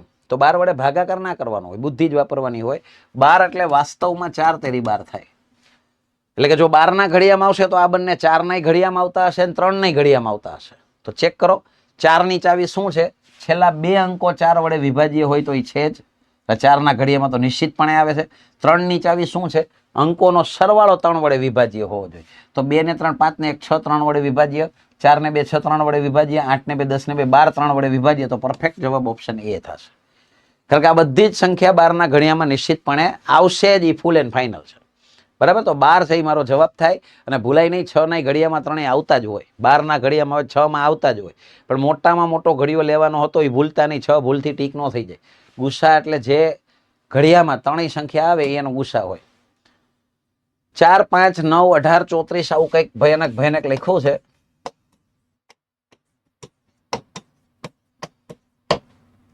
તો જો ગુણાકારનો સંદર્ભ તો દેખાતો નથી, કારણ કે ચોગડો ને પાંચડો જોઈને ખબર પડે કે અવિભાજ્ય છે એટલે કે ગુણાકાર તો નથી કર્યું, કંઈક બીજું લોજિક છે. તો જો આની વચ્ચેનો ગેપ કાઢો ને તો 1 નો ગેપ છે, આની વચ્ચેનો ગેપ 4 નો છે, આની વચ્ચે 9 નો ગેપ છે, આની બાદબાકી કરો ને તો 16 આવે. તો ધ્યાનથી વિચારો, 1 4 9 16. તમને નથી લાગતું આ બધા આંકડા જાણીતા છે? આ બધા વર્ગ છે. આ 1 નો વર્ગ, 2 નો વર્ગ, 3 નો વર્ગ, 4 નો વર્ગ, તો હવે 5 નો વર્ગ 25 આવે. જે આમાં એડ કરો 4 ને 5 9, 3 ને 2 5, 59 છે. એ મારો પરફેક્ટ આન્સર થાય. Option A. ઓપ્શન એ આપણો પરફેક્ટ આન્સર થશે. તો શ્રેણીનો આ પણ એક સરસ મજાનો સવાલ હતો જેમાં ગેપની અંદર વર્ગ છુપાયેલા હતા. હવે આગળ વધ્યાની પહેલા તો તમે અથવા તો તમારા કોઈ મિત્ર વર્તુળની અંદર જીપીએસસી 1-2 ની તૈયારી કરતા હોય અને ઘરે બેસીને તૈયારી કરવા માંગતા હોય તો તમારા માટે world in box academy Gandhinagar દ્વારા એક સ્વરાજ બેચ લોન્ચ થઈ છે, જે ઓનલાઈન બેચ છે, એટલે કે લાઈવ બેચ છે. બરાબર? આ બંને મોડ ઉપર ચાલે છે, ઓનલાઈન અને ઓફલાઈન. એટલે કે તમારે ઓફલાઈન પણ ભણવું હોય તો તમે રૂબરૂમાં એડમિશન લઈ શકો છો, અને ઘરે બેસીને ભણવું હોય તો એ જ વસ્તુ તમને ત્યાં ઘરે બેસીને પણ મળી રહેશે. મિત્રો, બેચ શરૂ થઈ ગઈ છે 2 જૂનથી, જેનો સમય સવારે 8 થી 12:30 નો છે. ડેમો લેક્ચર હજી શરૂ છે. 2 જૂનથી બેચ શરૂ થઈ ગઈ છે. હવે આ બેચમાં જોડાવવું હોય તો મારે સૌ પ્રથમ તો શું કરવું પડે? તો કે પ્લે સ્ટોરમાં જઈ અને world in box my class application download કરવી પડે. એ ડાઉનલોડ કર્યા પછી એમાંથી તમે આ કોર્સને પરચેસ કરી શકશો. બરાબર છે? અથવા વધુ કોઈ પણ પ્રકારની માહિતી જોતી હોય તો 75 75 06 18 18 આ નંબર ઉપરથી વધારે કોઈ પણ પ્રકારની માહિતી તમને જોઈતી હોય તો એ તમને મળી રહેશે. મિત્રો, ઓનલાઈન બેચ છે એટલે આપણને એવી સમસ્યા થાય કે હવે મારે પરીક્ષાઓ આપવી હોય તો કઈ રીતે આપવી? તો જો ભાઈ, પરીક્ષા પણ ઓનલાઈન હશે, ડેઇલી ટેસ્ટ, વીકલી ટેસ્ટ હશે એ પણ ઓનલાઈન હશે, જે મોક ટેસ્ટ હશે એ પણ ઓનલાઈન લેવામાં આવશે, અને વેલિડિટી પૂરેપૂરા 2 વર્ષની હશે. સાથે સાથે ઓનલાઈન બેચના વિદ્યાર્થીઓનું પણ પર્સનલ કાઉન્સેલિંગ થશે જ. એટલે જે કાંઈ નાના મોટી સમસ્યા હોય એ તમે કમ્પ્લીટ કરી શકો. અને હા, જીપીએસસીની બેચ છે એટલે સીધી વાત છે, પ્રિલિમ્સની સાથે સાથે મેઇન્સની ચિંતા હોય, ઇન્ટરવ્યુની ચિંતા હોય, તો એ બધી જ તમને સંપૂર્ણ તૈયારી આ માધ્યમમાં થઈ જશે. તો ચોક્કસથી અગર તમે ઇન્ટરેસ્ટેડ છો અથવા તમારા કોઈ ગ્રુપ સર્કલમાં ઇન્ટરેસ્ટેડ છે જીપીએસસી 1-2 માટે, તો online batch, live batch world in બોક્સની શરૂ થઈ ચૂકી છે. તો વહેલામાં વહેલી તકે આમાં એડમિશન લઈ લેજો. 2 વર્ષ સુધીની વેલિડિટી તમને મળી રહેશે. તો તો વધીએ છીએ આગળના નેક્સ્ટ સવાલ તરફ, જેમાં એવું કહ્યું છે કે સમાંતર શ્રેણી, ગણિતનો સમાંતર શ્રેણીનો પ્રશ્ન છે આ, કે ભાઈ 7, 13, 19... 205 માં કેટલા પદ છે? આમાં ટોટલ પદ કેટલા છે એ મારે ફાઇન્ડ કરવાનું છે. તો સમાંતર શ્રેણી વિશે તમે જાણતા જ હશો, ન જાણતા હોય તો જાણી લો. Tn = a + n-1 × d. આ એનું સિમ્પલ સૂત્ર છે, જે બહુ પહેલા આપણે ઓલરેડી ભણ્યા છે 9મા 10મા ની અંદર. હવે આમાં a નો અર્થ થાય પ્રથમ પદ. પ્રથમ પદ તરીકે મને 7 આપેલા છે. Tn નો અર્થ થાય પદ, જે છેલ્લું પદ છે 205 એ અહીંયા આવશે. n વિશે હું નથી જાણતો, કારણ કે કેટલામું પદ છે એ મારે ફાઇન્ડ કરવાનું છે. અને આનો ડિફરન્સ એટલે કે d જે 6 આપેલો છે. બસ આ રીતનું કંઈક ફોર્મેટ આવશે. Tn ની જગ્યાએ 205 આવશે, એની જગ્યાએ 7 આવશે, n-1 ખબર નથી, ડિફરન્સ 6 નો. હવે સૌ પ્રથમ આ 7 ને આ બાજુ લઈ આવો એટલે 198 આવે, આમાંથી માઇનસ થશે. આ એમને. અને હવે 6 ને છેદમાં લઈ આવો તો 6 થી આના છેદ ઉડાડશો તો 6 તેરી 18, 1 વધે, ફરી પાછા 6 3 18, અને -1 આ તરફ આવશે એટલે +1 થશે. એટલે મને ફાઇનલી n નો જવાબ 34 મળશે, કે આ શ્રેણીમાં ટોટલ 34 પદ હોવા જોઈએ. તો 34 છે એ આપણો પરફેક્ટ આન્સર થશે. આમાં મેઇન સાદુરૂપ છે ભાઈ, સાદુરૂપ તમને એક્ઝેક્ટ આપતા આવડવું જોઈએ. Tn એટલે પદ જે 205 છે એ મારે નક્કી કરવાનું હતું ટોટલ કેટલા પદ છે. તો 34 પદ છે, આ મારો જવાબ થશે. નેક્સ્ટ સવાલમાં આગળ વધીએ, જેમાં એવું કહેલું છે કે એક વેપારી 22.5% નફા સાથે વસ્તુઓ વેચે છે. જો વસ્તુની વેચાણ કિંમત 3,920 હોય તો નફો કેટલો થશે? આ થોડોક મહેનત કરાવે એવો સવાલ હતો, કારણ કે એને આંકડા થોડા કોમ્પ્લિકેટેડ આપ્યા. જો ભાઈ, વેચાણ કિંમત મને આપી છે 3,920 રૂપિયા, જેમાં 22.5% નફો ઇન્ક્લુડેડ છે. કોઈ પણ વસ્તુની કિંમત 100% હોય, એમાં 22.5% નફો એડ થયો, પછી વેચાણી છે. મતલબ કે આ જે વેચાણ કિંમત છે ને વાસ્તવમાં 122.5% હશે. 122.5% વેચાણ કિંમત છે, જે 3,920 છે. તો મારે શોધવાના છે નફાની રકમ શોધવાની છે. તો નફો તો 22.5 જ છે ને, તો 22.5% એ કેટલા? ચાહો તો તમે મૂળ કિંમત શોધીને દાખલો કરી શકો છો, પણ હું એમ કહું છું મને નફાની જ રકમ પૂછી છે, તો પછી મારે કઈ ખોટી મગજમારી ના કરાય. સીધી નફાના ટકા જે 22.5 છે ને એ જ મારે લખી લેવાનું રહે, નહીતર 100% લખવા પડે. એનાથી તમને મૂળ કિંમત મળે, પણ જરૂર નથી મૂળ કિંમતની. હવે આનો નાનો ગુણાકાર થશે અને નીચે આ આવશે. હવે જો શાંતિથી જુઓ ને તો બેયમાં એક એક આંકડા પેલા પોઈન્ટ હોય ને તો એ બે ઓટોમેટિક રિમૂવ થઈ જાય. અને હવે મારે આના છેદ વેદ ઉડાડવાના છે અને પછી મારે મારો આન્સર લઈ આવવાનો. તો જો ભાઈ, 225 નો ઘડિયો તો આપણને ના આવડતો હોય, પણ થોડુંક પ્રેક્ટિકલી જુઓ ને તો 25 નવા 225 થાય. અને હવે આના છેદ ઉડાડો. તો જો ભાઈ, 25 થી હું ઉડાડું છું. આ સંખ્યા 25 થી ઉડશે જ કેમ ખબર પડે? છેલ્લા બે આંકડાથી. કોઈ પણ સંખ્યામાં પાછળ અગર 25, 50, 75 કે 00 એટલે 25 થી નિશ્ચિતપણે ઉડે. તો હું 25 થી ઉડાડું છું. 25 ચોક 100, આમાંથી 100 જાય એટલે 22 વધે એટલે 225 થયા. અને 25 નવા 225. અને હવે વધે છે ઉપર 9 વધ્યા છે, 49 ના 9 ના તો કઈ તાલમેલ છે નહીં. એટલે હવે હું આના ભાગ પાડી નાખું 7 × 7, અને 7 થી આને ઉડાડવાની ટ્રાય કરું. 7 × 5 = 35, આમાંથી 35 જાય તો વધે 4 એટલે કે 42, 7 × 6 = 42. ફરી પાછા 7 થી ઉડાડું, 7 × 8 = 56. તો મને મારો જવાબ મળ્યો 8 9 72. અને હા, ભૂલાઈ નહીં, એક 0 હતો, એટલે કે 720 રૂપિયા છે એ નફાની રકમ થઈ. અહીંયા 0 હતો ને, આપણે જે ઉડાડ્યા છે 392 સાથે ઉડાડ્યા, 0 મૂકવાનો બાકી છે. એટલે 9 8 72 એટલે 720 રૂપિયા. સી ઓપ્શન મારો પરફેક્ટ આન્સર. મૂળ કિંમત શોધી નહીં થઈ શકે તો છેલ્લે પાછી મારે બાદબાકી કરવી પડે. મૂળ કિંમત અને વેચાણ કિંમતની બાદબાકી, તો બી 720 આવશે, કારણ કે આની મૂળ કિંમત છે એ 3200 રૂપિયા આવવી જોઈએ. બરાબર, 100% લ્યો ને તો મૂળ કિંમત મળે. પણ ટકાવારીનો હંમેશાનો નિયમ છે કે જે માગ્યું હોય ને એટલું જ કરવાનું. એને નફો માગ્યો તો નફો જ શોધવાનો. સિમ્પલ સવાલ, સાદું રૂપનો સવાલ છે. તો મિત્રો, એ નિશ્ચિતપણે તમને ખબર હોવી જોઈએ કે 5 ની 0 ઘાત × 8, કોઈ પણની શૂન્ય ઘાતનો જવાબ શૂન્ય ન આવે, 1 આવે. કોઈ પણ સંખ્યાની ઉપર જ્યારે 0 ઘાત હોય ને ત્યારે એનો આન્સર 1 થાય, યાદ રાખજો. તો 5 ની 0 ઘાત 1 એટલે × 8 એટલે 8, એટલે 8 મારો જવાબ છે. બી ઓપ્શન જવાબ છે. તો આસાન સવાલ, પણ અહીંયા એક રૂલ ખબર હોવી જોઈએ ઘાત અને ઘાતાંકનો. નેક્સ્ટ છે ભાગુસભા એટલે કે બોર્ડ માસનો સવાલ છે, જેમાં કંઈક આ રીતે લખેલું છે.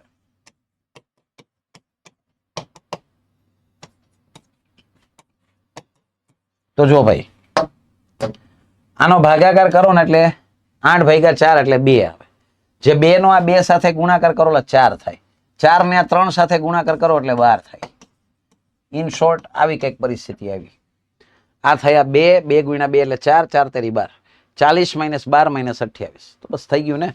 40 માંથી 12 બાદ કરો એટલે 28 આવે, ને 28 માંથી 28 બાદ કરો એટલે 0 આવે. જવાબ તમારો 0 આવશે. કેવી મગજ જાય આમાં? આટલું બધી મજૂરી કર્યા પછી એટલે જવાબ 0 આવે. પણ હવે જે છે એ હકીકત છે, 0 જ જવાબ આવશે. નેક્સ્ટ સવાલ જોઈએ. સાદો રૂપનો આસાન સવાલ હતો. નવો સવાલ છે, જે આમ જુઓ તો ભાગીદારીને લગતો અથવા તો ગુણોત્તરને પ્રમાણને લગતો કન્સેપ્ટ છે. ભાગીદારી ગુણોત્તર પ્રમાણ આમ લોજિકલી જુઓ તો બધું હરખું જ આવે, એમાં કઈ બહુ ફેર ના આવે. જો નફો એ જે ABCD વચ્ચે 5:2:4:3 ના લખી દઉં છું યાર.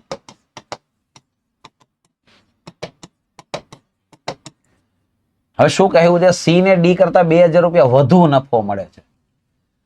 મિત્રો વધુ એટલે ડિફરન્સ યાદ રાખજો હંમેશા. કોનો કોનો ડિફરન્સ છે? સી અને ડી નો. તો આ સી છે, આ ડી છે, આનો ડિફરન્સ 1 નો છે. 1 વડે ભાગી નાખો એટલે 2000 આવશે. આના વડે ગુણવાના હંમેશા. કોનું પૂછેલું છે મને? બી નું પૂછેલું છે. તો આમાં બી નું પ્રમાણ કયું છે? 2. તો 2 થી ગુણ નાખો. 4000 રૂપિયા જવાબ છે. શું કહ્યું તું? સી ને ડી કરતા 2000 વધુ નફો મળે છે. એટલે સી અને ડી નો ડિફરન્સ વધુ કે ઓછાનો ડિફરન્સ થાય. તો સી અને ડી નો ડિફરન્સ 1 નો હતો. 1 વડે ભાગો તો 2000 જ આવે. અને મને બી નો નફો પૂછ્યો તો બી ના 2 છે, તો 2 વડે ગુણ નાખો એટલે 4000 મારો જવાબ આવશે. ઓપ્શન ડી છે, 4000 આ મારો પરફેક્ટ આન્સર થશે. તો ગુણોત્તર પ્રમાણનો આસાન સવાલ. નેક્સ્ટ સવાલ છે, જેમાં કહ્યું છે કે 4 મશીન 1 મિનિટમાં 300 બોટલ બનાવે. તો 12 મશીન 3 મિનિટમાં કેટલી બોટલ બનાવે? સાંકળનો નિયમ અથવા તો કાર્ય સમય તમે કહી શકો. વ્યક્તિ જેટલો સમય કામ કરે એટલું કામ થાય. કામ મારે ક્યારે લખવું પડે? જ્યારે કામનો ઉલ્લેખ કરેલો હોય. જેમ કે આમાં 300 બોટલે ઉલ્લેખ કર્યો છે, એટલે મારે વર્ક લખવું પડશે. આ વ્યક્તિ, આ સમય અને આ કામ. ચાલો, તો આની અંદર જે કિંમતો છે એ મૂકી દઈએ. 4 મશીન એટલે અહીંયા 4 આવશે. 1 મિનિટ એટલે અહીંયા 1 મિનિટ આવશે. 300 બોટલ એટલે અહીંયા 300 આવશે. સામેની બાજુએ 12 મશીન એટલે અહીંયા 12 આવશે. 3 મિનિટ એટલે ટાઈમ છે 3 મિનિટ. અને કેટલી બોટલ એટલે W2 શોધવાનું છે. બસ હવે આનું સાદુરૂપ જે કંઈ થતું હોય આપી દો. શક્ય હોય તો ડાયરેક્ટ સાદુરૂપ આપો. જેમ કે તમે આના સીધા છેદ આ રીતે ઉડાડી શકો. 4 તેરી 12 થાય. બસ તો W2 આ તરફ આવી જશે. એટલે અહીંયા તો એકડો જ છે, એટલે W2 અને આ 300 છે ની પેલી બાજુ જતા રહેશે. તો 300 ગુણ્યા 3 ગુણ્યા 3 એટલે કે 3 નો ઘન કરો ને એટલે 27 થાય. અને પાછળ 2 0. 2700 મારો જવાબ છે. બી ઓપ્શન જવાબ છે. 2700 બોટલ બનાવશે, જે આપણો પરફેક્ટ આન્સર. તો આસાન સવાલ, થોડુંક સિમ્પ્લિફિકેશન આવડતું હોવું જોઈએ, તો આરામથી મને મારો જવાબ મળી જાય. 2700. નેક્સ્ટ સવાલ છે, 1.1 અષ્ટાંશને દશાંશમાં કેમ લખાય? હવે સાચું કહું ને ભાઈ, જો 1.1 અષ્ટાંશનો મતલબ જ એ થાય કે જવાબ 1 પોઈન્ટ સમથિંગ આવશે. 1 પોઈન્ટ સમથિંગ. તો આ 112 વાળો ના આવે, 0 પોઈન્ટ વાળો ના આવે, આ ના આવે. આ જવાબ છે 1.125. તો આમાં કઈ કાઢી લેવાનું નહોતું. દશાંશમાં એટલે પોઈન્ટમાં ફેરવવાના હતા. 1.1/8 હોય ને એટલે 1 પોઈન્ટ આવે. અહીંયા 11.1/8 હોય ને તો એનો જવાબ 11 પોઈન્ટ સમથિંગ આવે. હંમેશા યાદ રાખવાનું. બરાબર? તો એના ઉપરથી સીધી ખબર પડી જાય છે. કઈ લાંબા સાદુરૂપની જરૂર નથી. બાકી તો તમારે આવું કરવું પડે. 8 × 8 ને 1 9/8 અને પછી 9 નો 8 નો ભાગાકાર કરવો પડે. તો એવા કઈ ધંધા ના કરાય. સીધી ખબર પડી જાય એવો આસાન સવાલ હતો. કોઈ રકમ સાદા વ્યાજે 5 વર્ષમાં બમણી થઈ જાય છે, તો વ્યાજનો દર કેટલો? જો ભાઈ, રકમ બમણી થઈ જાય છે એનો મતલબ શું થાય? જો તમારું મુદ્દલ અગર 100 રૂપિયા છે, તો વ્યાજ પણ 100 રૂપિયા જ થશે. રકમ બમણી થઈ જાય છે એનો મતલબ કે વ્યાજ મુદ્દલ આનું ડબલ થાય છે. 200 રૂપિયા વ્યાજ મુદ્દલ થાય. એને શું કીધું છે? સાદા વ્યાજે 5 વર્ષમાં રકમ બમણી થઈ ગઈ. રકમ બમણી થઈ ગઈ. તમે જે 100 મૂક્યા હતા ને એ 5 વર્ષમાં 200 થઈ ગયા. તો મતલબ કે વ્યાજ તો 100 રૂપિયા જ મળ્યું ને. અને એક વાત નહીં ભૂલવાની, આ કોઈ પણ સંખ્યા મૂળભૂત રીતે કેટલી હોય? 100%. તો તમને વ્યાજે કેટલું મળે છે? 100% મળે છે. જેટલું મુદ્દલ છે એટલું જ વ્યાજ મળે છે. તમારી રકમ તમને એના જેટલી જ રકમ તમને પાછી મળે છે. એટલે 100% હતા ને 100% વ્યાજ મળે છે. પણ ભૂલવાનું નહીં, એ કેટલા વર્ષનું છે? 5 વર્ષનું છે. એટલે મારે એને 5 વડે ભાગવા પડે. કારણ કે આ વ્યાજ 5 વર્ષનું હતું, તો આ ટકાઈ 5 વર્ષના છે. અને હંમેશા વ્યાજનો દર હોય ને વાર્ષિક હોય, 1 વર્ષના હોય. તો મારે એને 5 વડે ભાગીશ એટલે 1 વર્ષના ટકા મળશે. 20% મારો જવાબ છે. એટલે કે ઓપ્શન એ છે એ મારો પરફેક્ટ આન્સર થશે. વ્યાજનો દર છે એ 20% હોવો જોઈએ 5 વર્ષમાં રકમ અગર બમણી થઈ હોય તો. નેક્સ્ટ સવાલમાં આગળ વધીએ, જેમાં આપણને એવું કહેલું છે કે એક શાળામાં કુલ 2140 વિદ્યાર્થીઓ છે. જો છોકરીઓની સંખ્યા 1200 હોય તો છોકરાઓની સંખ્યા અને છોકરીઓની સંખ્યાનો ગુણોત્તર કેટલો? પેલા શું લખેલું છે? છોકરાઓ, બોયઝ, અને નીચે ગર્લ્સ. તો ગર્લ્સની સંખ્યા આપેલી છે 1200. બોયઝની સંખ્યા નથી આપી, પણ મને ટોટલ આપી દીધા છે 2140. તો મારે હવે શું કરવાનું થાય? આ 2140 માંથી ગર્લ્સ 1200 છે એને બાદ કરો એટલે 940 બોયઝ આવે. તો અહીંયા 940 આવશે. 2140 હતા એમાંથી 1200 બાદ કરો. બસ હવે છેદ ઉડાડી દો, જે કઈ આવશે એનો ગુણોત્તર આવશે. સૌથી પહેલા હું 0 ઉડાડીશ. આ બેના 2 થી છેદ ઉડે છે, બેકી સંખ્યા હોય એટલે. આના અડધા થાય 47, આના અડધા થાય 60. બસ તો પતી ગઈ વાત. જવાબ આવશે 47/60. આ મારો પરફેક્ટ આન્સર. 47/60 છે એ આપણો પરફેક્ટ આન્સર થશે. તો આ પણ આસાન સવાલ હતો, મને બંનેની સંખ્યા ઇઝીલી મળી જાય એમ હતી. નેક્સ્ટ સવાલ છે જેમાં કહેલું છે કે A/B બરાબર 3/2 છે અને B/C બરાબર 1/4 છે. તો મારે શોધવાનું છે A/B/C. જે મિત્રો ના ખબર હોય જાણી લેજો, આની એક પેટર્ન જ હોય. એ પેટર્ન પ્રમાણે ચાલવાનું. આનો આની સાથે ગુણાકાર થાય 3 આવે, આનો આની સાથે ગુણાકાર થાય 2 આવે, આનો આની સાથે ગુણાકાર થાય 8 આવે. આ તમારો જવાબ છે. આ તમારું A/B/C 3/2/8 ઓપ્શન એ છે એ મારો પરફેક્ટ આન્સર થશે. એક પેટર્નને ખાલી ફોલો કરવાની છે, જે આ કીધી એ પ્રમાણે. આ પેટર્ન યાદ રાખવાની એટલે તમને સીધું ત્રણેયનું પ્રમાણ મળી જશે. નેક્સ્ટ સવાલ છે સંખ્યાઓને લગતો, કે બે આંકડાની એક સંખ્યાનો દશકનો અંક તેના એકમના અંકથી 3 ગણો છે. ખાલી આટલું વાંચો ને ત્યાં જવાબ ખબર પડી જાય એમ છે. દશકનો અંક એકમના અંકથી 3 ગણો છે. જો આને દશકનો અંક કહેવાય, સોરી આ દશકનો અંક, આ એકમનો અંક. શું કીધું તું? એકમના અંકથી 3 ગણો દશક હોવો જોઈએ. આનાથી 3 ગણો આ છે નથી, આનાથી 3 ગણો આ છે નથી, આનાથી 3 ગણો આ છે નથી, આનાથી 3 ગણો આ છે, પોતી ગયો જવાબ. 3 ગણો કહ્યો તો એકમથી 3 ગણો દશક હોવો જોઈએ, તો 3 ગણો છે. 3 મારો જવાબ છે. આગળ મારે કઈ વાંચવાની જરૂર નથી, પણ છતાંય ચાલો માની લઈએ. એને કીધું અંકોની અદલા બદલી કરો, તો આની અંકોની અદલા બદલી કરો તો કેટલા થાય? 39 થાય. તો એને શું કીધું? 54 જેટલી ઓછી થવી જોઈએ. તો ઓછી થઈ કે નહીં? થઈ. 93 માંથી 39 એટલે ઓછા તો થયા. હવે ખાલી વેરીફાઈ કરવાનું 54 જેટલા થયા કે નહીં. તો આની બાદબાકી તમે કરી શકો. 13 માંથી 9 જાય તો 4 વધે અને 8 માંથી 3 જાય તો 5 વધે. આ 54 નો ડિફરન્સ. જરૂરત જ નહોતી, પહેલી જ લીટીથી મને જવાબ સીધો ખબર પડી જાય. એકમના અંકથી 3 ગણો દશક હોવો જોઈએ. 93 છે એ મારો પરફેક્ટ આન્સર થાય. હા, એકમ દશકનું નોલેજ પ્રોપર હોવું જોઈએ. ચાલો લ્યો, આસાન સવાલ. ગાણિતિક પ્રક્રિયાઓમાં સરવાળા વિશે તટસ્થ કોણ 0, બાદબાકી વિશે તટસ્થ કોણ 0, ગુણાકાર વિશે તટસ્થ કોણ 1.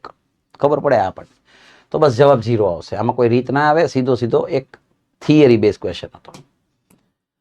165 મીટર લાંબી ટ્રેન 99 કિલોમીટર પ્રતિ કલાકની ઝડપે 220 મીટર લાંબા પ્લેટફોર્મને કેટલી સેકન્ડમાં પસાર કરશે? તો તમને એટલી તો ખબર પડે કે આ બધું મીટરમાં છે, આ મીટરમાં છે, અને અહીંયા સેકન્ડનો ઉલ્લેખ એને કર્યો છે. એટલે આને મારે પહેલા ફેરવવા પડશે. મીટર પ્રતિ સેકન્ડમાં કીધેલું જ છે. નાનો એકમ જોઈએ એટલે ઉપર 5 આવે, નીચે 18 આવે. ઉપર 5, નીચે 18. હવે તો કે આ બંને 9 થી ઉઠશે. 9 દુ 18, 11 9 99. એટલે કે ફાઇનલી મને મળ્યા છે 55/2 મીટર પ્રતિ સેકન્ડ. 55/2 મીટર પ્રતિ સેકન્ડ. શું થાય એનો અર્થ? 55/2 મીટર પ્રતિ સેકન્ડ નો અર્થ શું થાય? 55 મીટર અંતર કાપતા 2 સેકન્ડ લાગે છે. ધ્યાનથી વાંચો. અહીંયા હતી એક ટ્રેન અને એ પસાર કરે છે પ્લેટફોર્મને. તો તમને ખ્યાલ જ હોવો જોઈએ કે ટ્રેન જ્યારે કોઈ પ્લેટફોર્મને, કોઈ પુલને, કોઈ ટનલને કે કોઈ બીજી ટ્રેનને પસાર કરે ત્યારે હંમેશા બંનેનો સરવાળો જ આવે. તો આ ટ્રેન છે 165 અને પ્લેટફોર્મ છે 220.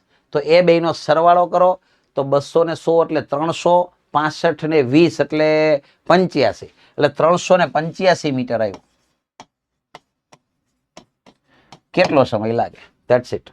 કોઈ સૂત્ર નહીં હો, કોઈ ફોર્મ્યુલાની આમાં રિક્વાયરમેન્ટ જ નથી. તમારી બુદ્ધિથી જ આ દાખલાઓ થાય છે. બરાબર? તો હવે આનું સાદુરૂપ જે કાંઈ થતું હોય તમે આપી શકો. 385 ગુણ્યા 2/55. હવે તો કે ભાઈ 55 ના હું ભાગ પાડું 11 ગુણ્યા 5. તો 11 થી ઉડે છે 11 તેરી 33, 5 વધે એટલે 55, 11 5 55 અને 5 થી ઉડાડો એટલે અહીંયા 7 આવે. 7 દુ 14, 14 સેકન્ડ તમારો જવાબ છે. આ જવાબ છે ઓપ્શન સી. બરાબર. તો સૌ પ્રથમ મારે મીટર પર સેકન્ડમાં ફેરવવા પડે. કેમ ખબર પડે? આ બધું મીટરમાં છે અને જવાબ સેકન્ડમાં પૂછે છે. વધુમાં મારે સીધી ત્રિરાશી જ માંડવાની રહે. ટ્રેન જ્યારે કોઈ પ્લેટફોર્મને પસાર કરે ને ત્યારે બેનો સરવાળો લેવો પડે. એટલે મેં 385 લીધેલા છે. નેક્સ્ટ સવાલ છે જેમાં કહ્યું છે કે 1 મિનિટમાં 7 ડોલ ભરાય છે. તો બાકીની ડોલ કેટલા સમયમાં ભરાશે? મને એમ લાગે છે રકમ થોડી કપાઈ ગઈ એવું લાગે છે. 1 મિનિટમાં 7 ડોલ ભરાય છે એમ નહીં હોય, કદાચ મે બી, કારણ કે 7 ડોલ ભરાય તો બાકીની ડોલ એવો કોઈ મતલબ ન થાય. હવે એક્ઝેક્ટ તો મને નથી ખબર, પણ કદાચ હું અનુમાન કરું છું કે 1 મિનિટમાં કા 2/7 હોય કા 3/7 હોય એવું કંઈક મતલબ થાય છે. તમારી પાસે પેપર હોય એમાં રકમ જોઈ લેજો. હું શ્યોર નથી, પણ મે બી 3/7 અથવા 2/7 એવું કંઈક હોવું જોઈએ. તો બાકીની ડોલ કેટલા સમયમાં ભરાશે?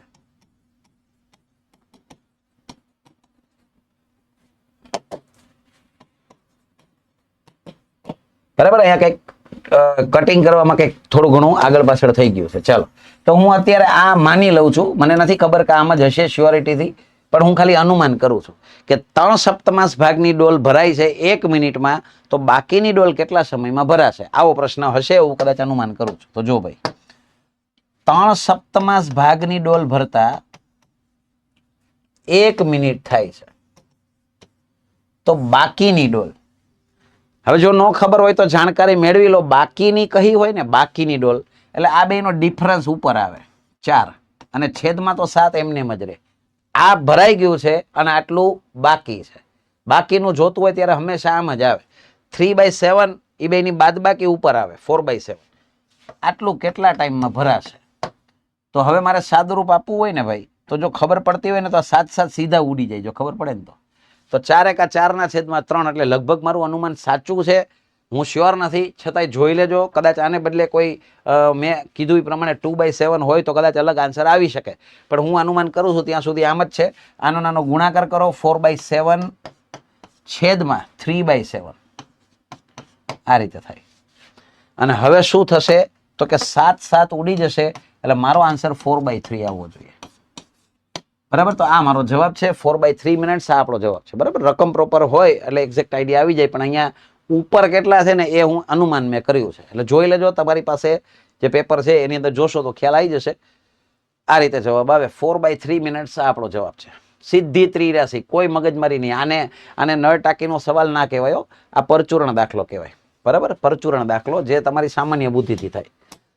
સવાલ છે કે એક વર્ગમાં 20 વિદ્યાર્થી અને એક શિક્ષકની સરેરાશ ઉંમર 16 વર્ષ છે. તો 20 વિદ્યાર્થી અને એક શિક્ષક એટલે 21 જણા થયા. તો 21 નો સરવાળો પેલા હું શોધી લઉં. સરવાળોનો નિયમ છે સરેરાશ ગુણ્યા સંખ્યા કરી લેવા. તો સરેરાશ છે 16 વર્ષ, સંખ્યા છે 21, 16 દુ 32, 320 ને 16 બીજા એટલે 336 જવાબ આવે. મતલબ કે એનો ગુણાકાર આવે. 21 લોકોનો સરવાળો, 21 આમાં નથી આપ્યા, પણ એને ઇનડાયરેક્ટલી કીધું છે 20 વિદ્યાર્થી અને એક શિક્ષક એટલે 21 જણા થયા કે નહીં. એની સરેરાશ આપી છે. મારે સરવાળો જોતો હોય તો સરેરાશને સંખ્યા ગુણવા પડે.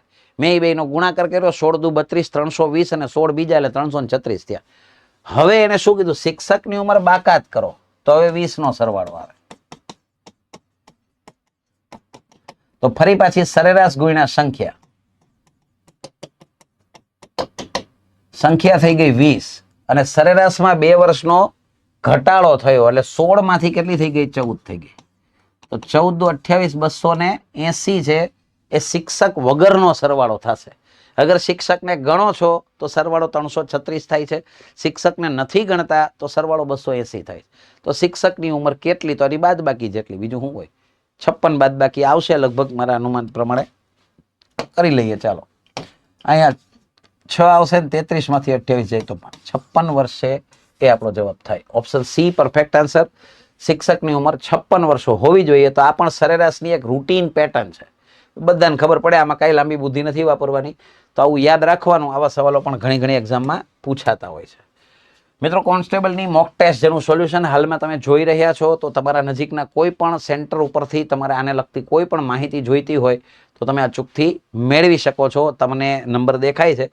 નેક્સ્ટ સવાલ તરફ આગળ વધીએ. પ્રથમ 100 પ્રાકૃતિક સંખ્યાઓમાં અવિભાજ્ય સંખ્યા કેટલી? આ ફેક્ટ બેઝ ક્વેશ્ચન થયો. આ તમને યાદ હોવું જોઈએ કે 1 થી 100 માં આ રીતે અવિભાજ્ય સંખ્યા હોય.